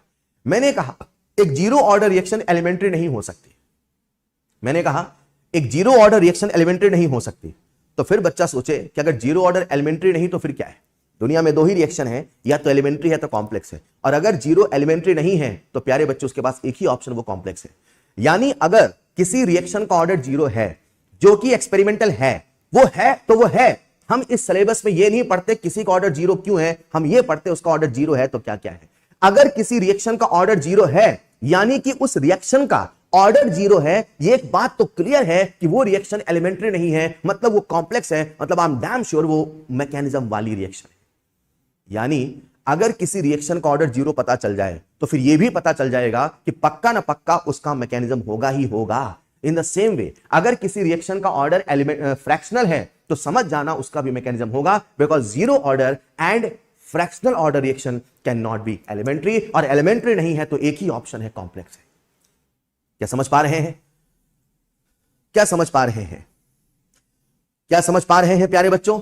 और अगर आप समझ पा रहे हैं तो आओ मैं आपको समझाता हूं एक दूसरा कंसेप्ट जिसका नाम है कॉम्प्लेक्स रिएक्शन। आप सबका मुझे पूरा ध्यान चाहिए। तो दुनिया में दो ही तरह की रिएक्शन है, या तो एलिमेंट्री है या तो कॉम्प्लेक्स है। अगर वो कॉम्प्लेक्स रिएक्शन है यानी कि उसकी मैकेनिज्म है, और अगर उसकी मैकेनिज्म है तो उसके होने का तरीका है, उसके होने का तरीका है, यानी वो कई स्टेप में होती है। यही कारण है मेरे प्यारे बच्चों, कॉम्प्लेक्स को मल्टी स्टेप भी कहा जाता है। कंसेप्ट ये नहीं, कंसेप्ट ये है। इमेजिन करते हैं मेरे सामने एक कॉम्प्लेक्स रिएक्शन है, ए से बना डी। ये अपने आप में एक कॉम्प्लेक्स रिएक्शन है। तो अगर ये कॉम्प्लेक्स रिएक्शन है तो उसकी मैकेनिज्म होगी, कुछ अच्छे विचारकों ने कहा इसकी मैकेनिज्म है, मान लीजिए ए से बना बी, बी से बना सी, सी से बना डी। सर ये क्या है? मैकेनिज्म। मैकेनिज्म बोले तो होने का तरीका। किसका होने का तरीका? इसका। ए से क्या बन रहा? डी। लेकिन ए से डी सीधे नहीं बना है, पहले बी, बी से सी, सी से डी बना है। रिएक्टेंट कौन था? ए। प्रोडक्ट कौन है? डी। तो सर रिएक्टेंट ये है, प्रोडक्ट ये है, तो सर ये बी और सी क्या है? बी और सी जो रिएक्शन के जीवन में आते हैं, आके चले जाते हैं, इंटरमीडिएट कहलाते हैं। यानी जो मेन रिएक्शन में नहीं है, जो मेन रिएक्शन में नहीं है मगर मैकेनिज्म में है, वही प्यारे बच्चों इंटरमीडिएट है। व्हाट आई वांट टू से, लिसन केयरफुली। अगर कोई कॉम्प्लेक्स रिएक्शन है तो उसके होने का तरीका है। अगर कोई कॉम्प्लेक्स रिएक्शन है तो उसके होने का तरीका है, होने का तरीका है, उसकी मैकेनिज्म है। मैकेनिज्म में कई स्टेप होंगे और मैकेनिज्म का हर स्टेप अपने आप में रिएक्शन होगा। मैकेनिज्म का हर स्टेप अपने आप में रिएक्शन होगा और उस स्टेप का कोई मैकेनिज्म नहीं होगा, मतलब मैकेनिज्म का हर स्टेप एक सिंगल स्टेप होगा, यानी मैकेनिज्म का हर स्टेप एलिमेंट्री होगा। मैकेनिज्म का हर स्टेप एलिमेंट्री होगा और अगर वो एलिमेंट्री है और अगर वो रिएक्शन है तो उस रिएक्शन की रफ्तार है। यानी ये जो पहली रिएक्शन है जिसकी कोई मैकेनिज्म नहीं है, इस रिएक्शन का रेट लॉ लिखा जा सकता है। अरे ये एलिमेंट्री है और एलिमेंट्री का रेट लॉ लिखना आसान है। R बराबर के इंटू ए की पावर 1, R बराबर के इंटू बी की पावर 1, R बराबर के इंटू सी की पावर 1। इसका रेट लॉ, इसका रेट लॉ, इसका रेट लॉ आसानी से लिख सकते हैं। हेलो, लेकिन हमारा मकसद, हमारा फोकस तो इसका रेट लॉ लिखना है। अब इसका रेट लॉ कैसे लिखें, इसका रेट लॉ कैसे लिखें, वही समझाने की कोशिश कर रहा हूं, जरा सुनिएगा। तो अगर कोई कॉम्प्लेक्स रिएक्शन है, उसकी मैकेनिज्म होगी, मैकेनिज्म का हर स्टेप अपने आप में एलिमेंट्री होगा, एलिमेंट्री का रेट लॉ लिखना आसान है। मैकेनिज्म का हर स्टेप रिएक्शन होगा, रिएक्शन की रफ्तार होगी, रफ्तार किसी की ज्यादा किसी की कम होगी, रफ्तार किसी की ज्यादा तो किसी की कम होगी। बोलो हाँ या ना मेरे प्यारे बच्चों। और जिसकी रफ्तार सबसे कम होगी, जिसे मैं स्लोवेस्ट स्टेप कह रहा हूं प्यारे बच्चों, वही कहलाता है RDS स्टेप। वही कहलाता है RDS स्टेप, यानी रेट डिटरमाइनिंग स्टेप, यानी रेट डिटरमाइनिंग स्टेप। हाँ या ना? सर ये जो स्लोवेस्ट स्टेप है वो RDS कहलाता है, यानी वो रेट डिटरमाइन करता है। सर वो किसका रेट डिटरमाइन करता है? मेरा, आपका? न मेरा न आपका, वो मेन रिएक्शन का रेट डिसाइड करता है। इस रिएक्शन की जो रफ्तार है कितनी होगी, इसका निर्णय RDS वाला स्टेप करेगा। यही स्टेप इस रिएक्शन का रेट डिसाइड करेगा। इसीलिए जब मेन रिएक्शन का रेट लॉ लिखा जाता है तो वो RDS वाले स्टेप से ही लिखा जाता है, क्योंकि वही तो उसका रेट डिसाइड करने वाला है। तो लेट्स इमेजिन आपने जब आपने जब इस रिएक्शन का रेट लॉ लिखा, इस रिएक्शन का रेट लॉ लिखा, इस रिएक्शन का रेट लॉ लिखा, इस रिएक्शन का रेट लॉ लिखा, तो इसका रेट लॉ बना R बराबर K इंटू बी की पावर 1, क्योंकि इसी से तो इसका रेट लॉ लिखा जाएगा। हाँ या ना? मगर कहानी में एक ट्विस्ट है, मगर कहानी में एक ट्विस्ट है प्यारे बच्चों। अपनी किसकी फैक्ट्री थी? अमोनिया की। अमोनिया की फैक्ट्री में क्या बनाते थे? अमोनिया। अमोनिया बना के बेचते थे, यस सर। पैसे कमा रहे थे, यस सर। जीवन बढ़िया चल रहा था, यस सर। आपने इस रिएक्शन का रेट लॉ लिखा, आपने इस रिएक्शन का रेट लॉ लिखा और R बराबर K इंटू लेट्स इमेजिन मैंने लिखा H2SO4। बोलो आप सबको अजीब लगा कि नहीं लगा? बोलो आप सबको अजीब लगा कि नहीं लगा? सर एक बात बताओ, इस अमोनिया की फैक्ट्री का रेट लॉ ये है, मतलब आप ये बताना चाहते हैं कि इस रिएक्शन की जो रफ्तार है वो H2SO4 की कंसंट्रेशन पे डिपेंड कर रहा है। सर H2SO4 कहां से आया? सर H2SO4 कहां से आया? जितना अजीब ये लगा तो उतना अजीब ये भी तो आपको लगना चाहिए ना बच्चे। R बराबर K इंटू बी। आपको मुझसे कहना चाहिए सर ये बी कहां से आया? बी तो मेन रिएक्शन में है ही नहीं, बी तो मैकेनिज्म में है। मैकेनिज्म तो केवल कागज पे सोचा गया एक कंसेप्ट है। यानी कि अगर हम इस मेन रिएक्शन का रेट लॉ लिखते हैं तो स्लो, जो सबसे धीमा, जो स्लोवेस्ट है उसी से लिखा जाएगा, मगर एक शर्त है, मगर एक रूल है, मगर एक कंडीशन है कि उसके रेट लॉ में कोई इंटरमीडिएट नहीं होना चाहिए, और इंटरमीडिएट वो है जो मैकेनिज्म में है मगर मेन रिएक्शन में नहीं है। यानी आप तो एक काम करना, सबसे पहले मैकेनिज्म से, स्लोवेस्ट स्टेप से रेट लॉ लिख लेना, फिर अपने आप से सवाल पूछना कहीं उसमें कोई इंटरमीडिएट तो नहीं है। अगर उसमें इंटरमीडिएट है, अगर उसमें इंटरमीडिएट है तो उसे हटाना पड़ेगा, क्योंकि उसके फॉर्म में कभी रेट लॉ नहीं लिखा जा सकता। ये उतना ही अजीब है जितना कि ये है। अब हटाएं कैसे? तो इंटरमीडिएट को हटाने के लिए, इंटरमीडिएट को हटाने के लिए हमें फास्ट स्टेप का सहारा लेना पड़ेगा, हमें फास्ट स्टेप का सहारा लेना पड़ेगा। अगर वो इक्विलिब्रियम पे नहीं है तो उसे इक्विलिब्रियम पे मानना पड़ेगा। जरा गौर फरमाइएगा, सबसे धीमा स्टेप कौन है? सेकंड वाला। तो इससे तो तेजी होंगे फर्स्ट और थर्ड वाले। ये जो फर्स्ट स्टेप है जिसमें बी है, थर्ड स्टेप में बी का इन्वॉल्वमेंट नहीं है। फर्स्ट भी फास्ट है, थर्ड भी फास्ट है, लेकिन हम किसे हटाना चाहते हैं? बी को। तो बी को हटाने के लिए मैं फास्ट स्टेप का सहारा लूंगा, और ऐसे स्टेप का सहारा लूंगा जिसमें वो स्पीसीज है, दैट इज बी है। और अगर वो इक्विलिब्रियम पे नहीं है तो हमें उसे इक्विलिब्रियम पे मानना पड़ेगा। तो बच्चों, सबसे पहले हम उसे इक्विलिब्रियम पे मानते हैं, और इक्विलिब्रियम पे मानने के बाद कुछ ऐसा एक्सप्रेशन आपके सामने बन के आता है। जरा सुनिएगा बच्चों, कैसा एक्सप्रेशन बन के आएगा, सुन रहे हो ना यार? अपने सामने इंटरमीडिएट कौन है? बी। अब हम चलते फास्ट स्टेप के पास। चलो सर, तो फास्ट स्टेप कौन है? ए से बना बी। इसे इक्विलिब्रियम पे मान लीजिए और फिर लिखिए इसका इक्विलिब्रियम कांस्टेंट। इक्विलिब्रियम कांस्टेंट ऊपर कौन आएगा? प्रोडक्ट। नीचे कौन आएगा? रिएक्टेंट। यहां पे भी के है, यहां पे भी के है, और यहां पे भी के है। ये के रेट कांस्टेंट है और ये के इक्विलिब्रियम कांस्टेंट है। तो दोनों में अंतर बताने के लिए मैं के डैश लगा दूं, चलेगा। मुझे कौन तकलीफ दे रहा था? बी। किसे हटाना है? बी को। किसे रिमूव करना है? बी को। तो हमने यहां से बी की वैल्यू निकाली, और बी की वैल्यू आ चुकी है के डैश इंटू कंसंट्रेशन ऑफ ए। अब इस बी की वैल्यू को इस वाली वैल्यू में सब्स्टिट्यूट करो। तो आपके सामने रेट लॉ क्या था? आर बराबर के इंटू कंसंट्रेशन ऑफ बी। अब जो रेट लॉ बने क्या बनेगा? आर बराबर के इंटू के डैश इंटू कंसंट्रेशन ऑफ ए। अपने आप से पूछो कहीं ए इंटरमीडिएट तो नहीं? तो जवाब है साहब ए इंटरमीडिएट नहीं है। Right now constant into constant, एक नया कांस्टेंट, और आप सबके सामने चमचमाता हुआ रेट लॉ बन के तैयार है। हमने इस मेन रिएक्शन का रेट लॉ इस तरीके से लिख डाला। अब हमने एक्सपेरिमेंट किया सभी बच्चे, अब हमने एक्सपेरिमेंट किया और एक्सपेरिमेंट से उसका रेट लॉ लिखा, वो भी इसके बराबर आया। तो हमने जाके दुनिया को बता दिया, अरे उसका जो मैकेनिज्म है वो सही है, क्योंकि मैकेनिज्म से भी वही रेट लॉ आ रहा जो एक्सपेरिमेंट से आ रहा।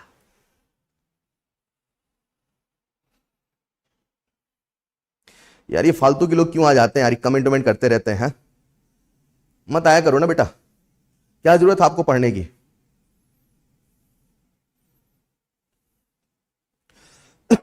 घर में बैठिए, और भी बहुत सारे चैनल है उसे देखा करो।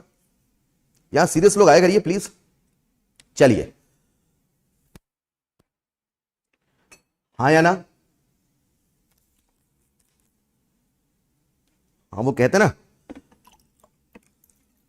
असामाजिक तत्व। तो बाकी बच्चे जो यहां सीरियस हैं, ऐसे असामाजिक तत्वों को हटा दिया करिए। ऑलराइट, तो प्यारे बच्चों,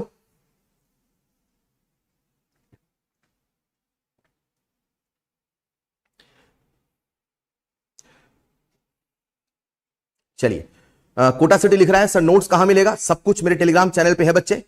थोड़ा सा आपको जाके वहां सर्च करना पड़ेगा, है ना? वो गूगल सर्च इंजन नहीं है कि सब कुछ आपको पता है, थोड़ा सर्च करना पड़ेगा, सब मिल जाएगा। ठीक है, तो एक बच्चा लिख रहा है इसके बाद थर्मो। बच्चे वो आपके ऊपर डिपेंड करता है, अगर आप पढ़ना चाहेंगे तो बिल्कुल चीजें होती रहेंगी, है ना? वो क्रिकेट का एक नियम होता है ना, अपील। अगर आपकी अपील स्ट्रांग है तो एम्पायर सुनता है कई बार। फिलहाल मेरे प्यारे बच्चों, अब हमने आपको जो सिखाया इस पे आइए देखते हैं कैसे कैसे सवाल बनते हैं, कैसे कैसे कंसेप्ट बनते हैं। ठीक है प्यारे बच्चे, तो आओ कुछ सवालों के माध्यम से इस पूरी कहानी को, इस पूरे कंसेप्ट करते हैं आत्मसात। लिसन केयरफुली, इस पे सवाल कैसे बनते हैं वो सिखाने वाला हूं। आज की पूरी क्लास में हमने रेट और मैकेनिज्म को कवर किया, नेक्स्ट क्लास में कवर करेंगे ऑर्डर वाले टॉपिक को। ठीक है, तो प्यारे बच्चों आइए देखते हैं इस सवाल को। आपके सामने एक रिएक्शन गिवन है और इसकी मैकेनिज्म गिवन है। तो बच्चा बच्चा मुझे बता सकता है कि साहब इस रिएक्शन की मैकेनिज्म है, यानी ये कॉम्प्लेक्स रिएक्शन है और हमें ऑर्डर बताना है। तो अगर हमें ऑर्डर बताना है मतलब हमें इसका रेट लॉ लिखना पड़ेगा, मतलब हमें इसका रेट लॉ लिखना पड़ेगा, मतलब हमें इसका रेट लॉ लिखना पड़ेगा, हाँ या ना। जब हम इसका रेट लॉ लिखेंगे प्यारे बच्चों तो बताओ स्लो स्टेप से लिखो फास्ट से, स्लो से। तो मैंने इसका रेट लॉ लिखा R बराबर के इंटू NO2 की पावर 1 इंटू F2 की पावर 1। बोलो हाँ या ना। R बराबर के इंटू NO2 की पावर 1 इंटू F2 की पावर 1। अब अपने आप से पूछो कि कहीं कोई इसमें इंटरमीडिएट तो नहीं। ऐसे नहीं रेट लिखते सर, हटाते हटाते कुछ तो शुरू हो जाते हटाने। अरे काहे को हटा रहे हो, हर जगह हटाते हो, हैं? एक्सेप्ट करना सीखिए। अब अपने आप से पूछिए कि यहां पे कोई तकलीफ दे रहा है कि नहीं दे रहा है। नहीं सर यहां कोई तकलीफ नहीं दे रहा। NO2 भी इंटरमीडिएट नहीं है, F2 भी इंटरमीडिएट नहीं है, यही उसका रेट लॉ माना जाएगा। हमेशा हटाना है ऐसा कोई नियम नहीं है। Is this clear? तो बोलो प्यारे बच्चों ऑर्डर कितना आएगा? NO2 की पावर 1 F2 की power 1 and overall order will be 2। अगर आप समझ पाए तो एक बेहतरीन सवाल आपका वेट कर रहा है नीट 2017 का। आओ देखते हैं सवाल को कैसे करें। तो प्यारे बच्चों आप सबके सामने एक मेन रिएक्शन गिवन है, ये Y कैपिटल है, right? Typing mistake. x2 plus y2 से बना 2xy और उसकी मैकेनिज्म दे रखी है ना। उसकी मैकेनिज्म यहां पे थोड़ा सा इक्विलिब्रियम का साइन है, फॉर्मेटिंग मिस्टेक। चलिए आपको बताना है इसका overall order of the reaction. कितने बच्चे इसका ऑर्डर बता सकते हैं? कितने बच्चे इसका ऑर्डर बता सकते हैं? बोलो कहानी कहां शुरू करोगे? सर कहानी शुरू करेंगे सबसे स्लो स्टेप से, राइट? तो स्लो स्टेप से हम सबसे पहले रेट लॉ लिखते हैं। ये स्लो स्टेप है, राइट? यहां से मैं रेट लॉ लिखता हूं तो R बराबर के इंटू एक्स की पावर 1 इंटू y2 की पावर 1। देखो सही लिखा, यस। अब अपने आप से पूछो कोई तकलीफ दे रहा कि नहीं दे रहा। प्लीज और किसी बात के बारे में नहीं सोचना है कौन तकलीफ दे रहा, बस ये सोचो x और y2 तकलीफ दे रहा कि नहीं दे रहा। मतलब ये इंटरमीडिएट है कि नहीं है। अगर इंटरमीडिएट है तो उसे हटाना पड़ेगा, राइट? सर x2 इंटरमीडिएट नहीं है, y2 इंटरमीडिएट नहीं है, xy इंटरमीडिएट नहीं है, इसके अलावा जो भी है वो सारे के सारे तकलीफ देने वाले हैं। तो क्या x तकलीफ देगा? Yes sir. तो x को हटाना पड़ेगा, फास्ट स्टेप का सहारा लेना पड़ेगा। ये भी फास्ट स्टेप है, ये भी फास्ट स्टेप है। तो बताओ इसका सहारा ले किसका ले? सर सर सर अगर थर्ड स्टेप का सहारा लोगे तो x हटाने चले थे y लेके आओगे, एक मुसीबत हटाने चले थे दूसरी लेके आओगे। तो अगर हम x को रिमूव करना चाहते हैं तो बेस्ट ऑप्शन होगा फर्स्ट स्टेप का सहारा लेना कि थर्ड का? सर फर्स्ट का। और अगर उसके जीवन में इक्विलिब्रियम नहीं है तो इक्विलिब्रियम माना जाएगा। सो लकी आज उसके जीवन में इक्विलिब्रियम है और इसका हम इक्विलिब्रियम कांस्टेंट का एक्सप्रेशन लिखेंगे तो ऊपर आएगा प्रोडक्ट, नीचे आएगा रिएक्टेंट। यहां से मैं एक्स स्क्वायर की वैल्यू निकाल लूंगा। Yes sir, X square equal to के डैश इंटू x2। चलेगा बच्चे? चलेगा सर। आपको एक्स स्क्वायर चाहिए कि एक्स चाहिए? सर एक्स चाहिए। तो बोलो एक्स की वैल्यू कितनी आएगी? स्क्वायर उधर गया तो अंडर रूट होगा तो के का अंडर रूट, कांस्टेंट का अंडर रूट, एक नया कांस्टेंट की परवाह करनी नहीं है और s2 की पावर आ चुका है हाफ। आसान है बच्चे। अब इस x की वैल्यू को यहां कर दीजिए सब्स्टिट्यूट। कर लोगे क्या? यहां कर दीजिए सब्स्टिट्यूट। सभी बच्चे कर लेंगे? Yes sir. जरा मुझे बताइए what is the final answer?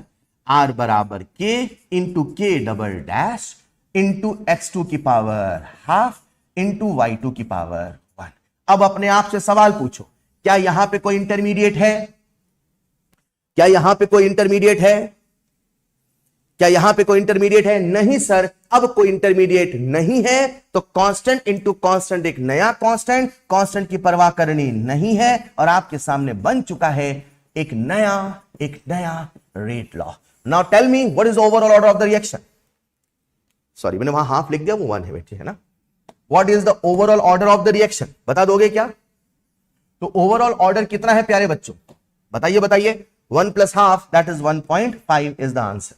Is this clear? इसी पूरी कहानी में एक छोटा सा कंसेप्ट और आपको समझना है जिसका नाम है मॉलिक्यूलैरिटी।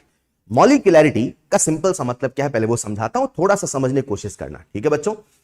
मॉलिक्यूलैरिटी एक ऐसा कंसेप्ट है जो हमसे कहता है किसी भी एलिमेंट्री रिएक्शन में, तो पहले समझो कंडीशन नंबर 1, किसी भी एलिमेंट्री रिएक्शन में कुल कितने मॉलिक्यूल टकराए, यही उसकी मॉलिक्यूलरिटी कहलाए। मॉलिक्यूलरिटी का सिंपल सा मतलब है किसी भी एलिमेंट्री रिएक्शन में total number of molecules, reactant molecules जो प्रोडक्ट बना रहे हैं। They can be atom, they can be ion, they can be molecule. इसे ऐसे समझते हैं, इमेजिन करते हैं हम सबके सामने NH4NO2 है और N2+2H2 बन रहा है। अगर कोई मुझसे कह दे कि ये एक एलिमेंट्री रिएक्शन है, जो कि है, तो एलिमेंट्री रिएक्शन में रिएक्टेंट साइड कितने मॉलिक्यूल हैं? एक, और एक मॉलिक्यूल क्या हुआ? डिकम्पोजिशन। तो डिकम्पोजिशन हुआ तो आप कहोगे इस रिएक्शन की मॉलिक्यूलरिटी कितनी है? 1। तो मॉलिक्यूलरिटी का एक सिंपल सा मतलब है किसी भी एलिमेंट्री रिएक्शन में कुल कितने मॉलिक्यूल ने प्रोडक्ट बनाए। तो जितने मॉलिक्यूल रिएक्टेंट साइड हैं, हां वो रिएक्शन एलिमेंट्री होना चाहिए, शर्त है, ठीक है। तो एलिमेंट्री रिएक्शन का मॉलिक्यूलरिटी आप निकालेंगे। जो सेकंड रिएक्शन आप सबके सामने है, इसमें आप देखो जरा HI के कितने मॉलिक्यूल हैं? 2। तो आप कहेंगे इसकी मॉलिक्यूलरिटी 2 है और ऐसी रिएक्शन का नाम रखा जाता है by molecular reaction. Fine fine fine. हमने कुछ एक छोटे छोटे शब्द सीखे। एलिमेंट्री रिएक्शन के लिए ही मॉलिक्यूलरिटी डिफाइन है। मॉलिक्यूलरिटी अगर 1 है तो यूनिमॉलिक्यूलर, मॉलिक्यूलरिटी अगर 2 है तो बाई मॉलिक्यूलर, मॉलिक्यूलरिटी अगर 3 है तो ट्राई मॉलिक्यूलर। प्यारे बच्चों, कहानी ये नहीं, कहानी ये है।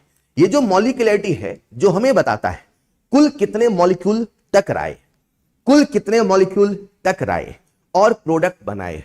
तो total number of colliding molecule की जो संख्या है, ये बेसिकली कोलिजन थ्योरी से आया हुआ कंसेप्ट है। और क्योंकि वो थ्योरी से आया हुआ कंसेप्ट है, इसीलिए मॉलिक्यूलरिटी को थ्योरेटिकल कंसेप्ट कहा जाता है। लेकिन क्योंकि ये एलिमेंट्री रिएक्शन के लिए डिफाइन है, तो प्यारे बच्चों अगर कोई एलिमेंट्री रिएक्शन है तो एलिमेंट्री रिएक्शन के लिए मॉलिक्यूलरिटी तो बताया जा सकता है। और मॉलिक्यूलरिटी का मतलब है कुल कितने मॉलिक्यूल टकराए। तो इतना तो कॉमन सेंस आप सब के अंदर है कि अगर मॉलिक्यूल टकराने की संख्या पूछ रहा तो मॉलिक्यूल आधे पौने डेढ़ नहीं टकराएंगे, या तो टकराएंगे या तो नहीं टकराएंगे, यानी या तो डिकम्पोज होंगे या तो टकराएंगे। तो मॉलिक्यूलरिटी 0 नहीं हो सकता, मॉलिक्यूलरिटी फ्रैक्शन नहीं हो सकता, मॉलिक्यूलरिटी नेगेटिव नहीं हो सकता। मॉलिक्यूलरिटी ईदर कैन बी 1 और कैन बी 2। ऐसा कोलिजन थ्योरी में पाया गया है कि मॉलिक्यूलरिटी 3 या 3 से ज्यादा बहुत रेयर होता है, 3 या 3 से ज्यादा बहुत रेयर होता है। तो द कंसेप्ट इज, ये जो मॉलिक्यूलरिटी है जिसका मतलब है कुल कितने मॉलिक्यूल टकराए, कुल कितने मॉलिक्यूल टकराए, कुल कितने मॉलिक्यूल टकराए, ये जो मॉलिक्यूलरिटी है it can be 1, it can be 2 and very very rarely 3, और 3 से ज्यादा होना बहुत मुश्किल है। यानी इसे ऐसे समझा जाए प्यारे बच्चों, अगर कोई एलिमेंट्री रिएक्शन है, ध्यान से सुनिएगा, अगर कोई एलिमेंट्री रिएक्शन है, लेट्स इमेजिन मैंने आपके सामने एक रिएक्शन लिखा A+B से बना P मान लो। अगर ये रिएक्शन एलिमेंट्री है, अगर ये रिएक्शन एलिमेंट्री है, अगर ये रिएक्शन एलिमेंट्री है, तो हर बच्चा मुझे इसका ऑर्डर बता सकता है, हर बच्चा मुझे इसका रेट लॉ बता सकता है। यस सर, और इसका रेट लॉ होगा R बराबर K इंटू A की पावर 1 इंटू B की पावर 1। आप क्या मुझे इसका ऑर्डर बता सकते हैं? Yes sir, and order will be 2 and the molecularity will also be 2। बोलो हाँ या ना। अगर कोई एलिमेंट्री रिएक्शन है तो एलिमेंट्री रिएक्शन में जो मॉलिक्यूलरिटी है वो ऑर्डर के बराबर होगा, और उसका मॉलिक्यूलरिटी 1 हो सकता है, उसका मॉलिक्यूलरिटी 2 या 3 से ज्यादा वेरी वेरी रेयर होगा। ऐसा कौन कहता है? Collision theory. Now the concept is, elementary के लिए तो सर मॉलिक्यूलरिटी डिफाइन है, कॉम्प्लेक्स रिएक्शन का क्या? क्योंकि दुनिया में 2 तरह की रिएक्शन है, एक एलिमेंट्री है और दूसरी कॉम्प्लेक्स है। तो प्यारे बच्चों, अगर कभी आपसे कॉम्प्लेक्स रिएक्शन की मॉलिक्यूलरिटी पूछे तो याद रखिएगा, कॉम्प्लेक्स रिएक्शन की जो मॉलिक्यूलरिटी है वो बताना मीनिंगलेस है, वो बताना बकवास है, वो बताना मीनिंगलेस है, वो बताना बकवास है। क्योंकि कॉम्प्लेक्स रिएक्शन कई स्टेप से बनता है, उसे कोई एक मॉलिक्यूल नहीं बना रहा। जैसे A से D, तो A से पहले B बना, फिर B से C बना, फिर C से D बना, तो आखिर D को A तो नहीं बना रहा है ना, D को कौन बना रहा है? C। लेकिन C का रिलेशन कहीं ना कहीं B से है, फिर A से। So what I want to say कि जो कॉम्प्लेक्स रिएक्शन होती है वो कई स्टेप में होती है, और कॉम्प्लेक्स रिएक्शन की मॉलिक्यूलरिटी बताना बकवास होता है, मीनिंगलेस होता है। लेकिन अगर फिर भी सवाल आपसे कॉम्प्लेक्स रिएक्शन की मॉलिक्यूलरिटी पूछता है, लेकिन फिर भी अगर सवाल, मेरे शब्दों को सुनिएगा, ये एनसीईआरटी की लाइन आपका ध्यान चाहता हूं, अगर सवाल हमसे कॉम्प्लेक्स रिएक्शन की मॉलिक्यूलरिटी पूछता है तो मेरा आंसर तो मीनिंगलेस ही जाएगा, मेरी प्रायोरिटी तो मीनिंगलेस ही रहेगी। मुझे पहला ऑप्शन मीनिंगलेस टिक करना है। लेकिन अगर ऑप्शन मीनिंगलेस नहीं है, उसने मुझे मजबूर किया कि भैया एक टिक करके आओ, तो मैं किसी भी कॉम्प्लेक्स रिएक्शन की, किसी भी कॉम्प्लेक्स रिएक्शन की मॉलिक्यूलैरिटी हमेशा स्लोवेस्ट स्टेप से ही बताऊंगा, हमेशा स्लोवेस्ट स्टेप से ही बताऊंगा, बशर्ते उसमें इंटरमीडिएट नहीं होना चाहिए। मैंने क्या बोला, इसे ऐसे समझते हैं। इमेजिन करते एक रिएक्शन है, ए से बना डी, ठीक है भाई, और ये एक कॉम्प्लेक्स रिएक्शन है। अगर ये कॉम्प्लेक्स रिएक्शन है तो इसकी मैकेनिज्म है ए से बना बी, बी से बना सी, सी से बना डी। बहुत ध्यान से सुनिएगा, राइट। इमेजिन करते हैं इस रिएक्शन की मैकेनिज्म का स्लोवेस्ट स्टेप फर्स्ट वाला है। मान लो बेटा, मान लो मान लो मान लो, मान लिया सर। अगर इसका स्लोवेस्ट स्टेप फर्स्ट वाला है और आपसे पूछता है इस कॉम्प्लेक्स रिएक्शन की मॉलिक्यूलैरिटी बताओ, तो आप कहेंगे सर कॉम्प्लेक्स रिएक्शन की मॉलिक्यूलैरिटी बताना मीनिंगलेस है, उसका मतलब कुछ नहीं है। ये वही वाली बात है, ये वही वाली बात है कि बायो वाले बच्चे से मैथ का सवाल पूछना है। शायद वो इतना मीनिंगलेस नहीं है, मगर ये मीनिंगलेस है। लेकिन अगर सवाल आपको मजबूर कर दे, वो आपसे कहे कि नहीं इसकी मॉलिक्यूलैरिटी बताओ, तो जो स्लोवेस्ट स्टेप है उसकी मॉलिक्यूलैरिटी को ही मेन रिएक्शन की मॉलिक्यूलैरिटी मान लिया जाएगा, बशर्ते उसमें कोई इंटरमीडिएट नहीं होना चाहिए। क्या इस रिएक्शन में इंटरमीडिएट है लेफ्ट हैंड साइड में? लेफ्ट हैंड साइड में नहीं है। तो जब इसका रेट लॉ लिखोगे, इसका रेट लॉ कैसे लिखोगे? R बराबर K इंटू ए की पावर 1, और ए इंटरमीडिएट नहीं है, यानी इसे ही उसका ऑर्डर माना जाएगा। तो जो उसका ऑर्डर है वही उसका मॉलिक्यूलैरिटी माना जाएगा, बशर्ते लेफ्ट हैंड साइड में इंटरमीडिएट नहीं होना चाहिए। कहानी का निष्कर्ष है, एलिमेंट्री रिएक्शन के लिए मॉलिक्यूलैरिटी डिफाइंड है, कॉम्प्लेक्स रिएक्शन के लिए मॉलिक्यूलैरिटी बताना मीनिंगलेस है। लेकिन फिर भी अगर न्यूमेरिकल हमें मजबूर करता है, हमसे कहता नहीं आप टिक करके आओ, तो आईडीएस वाली स्टेप में जो मॉलिक्यूलैरिटी है वही मेन रिएक्शन का मॉलिक्यूलैरिटी माना जाएगा, बशर्ते आईडीएस स्टेप में लेफ्ट हैंड साइड में इंटरमीडिएट नहीं होना चाहिए, नहीं होना चाहिए। Is this clear? Is this clear? तो प्यारे बच्चों, आज हम पूरी की पूरी कहानी में रेट की बातें करते हैं, और आपके सामने मैंने रेट, ऑर्डर, रेट लॉ, इन सब पे चर्चा करी। अब यहां से हम एक नए सफर की ओर बढ़ेंगे, और सफर होगा study of various order of reaction, जो कि नेक्स्ट सेशन में होगा। आज के सेशन में rate, rate of reaction, rate law, order, rate constant और मैकेनिज्म और मॉलिक्यूलैरिटी पे हमने चर्चा करी। आई होप ये सेशन आपको कहीं ना कहीं नीट में बेनिफिट देगा और आप सब अपनी एग्जाम की तैयारी में लगे रहेंगे। तो विशिंग ऑल द बेस्ट। आज के लिए प्यारे बच्चों इतना ही, मिलते हैं नेक्स्ट क्लास में। Thank you so much.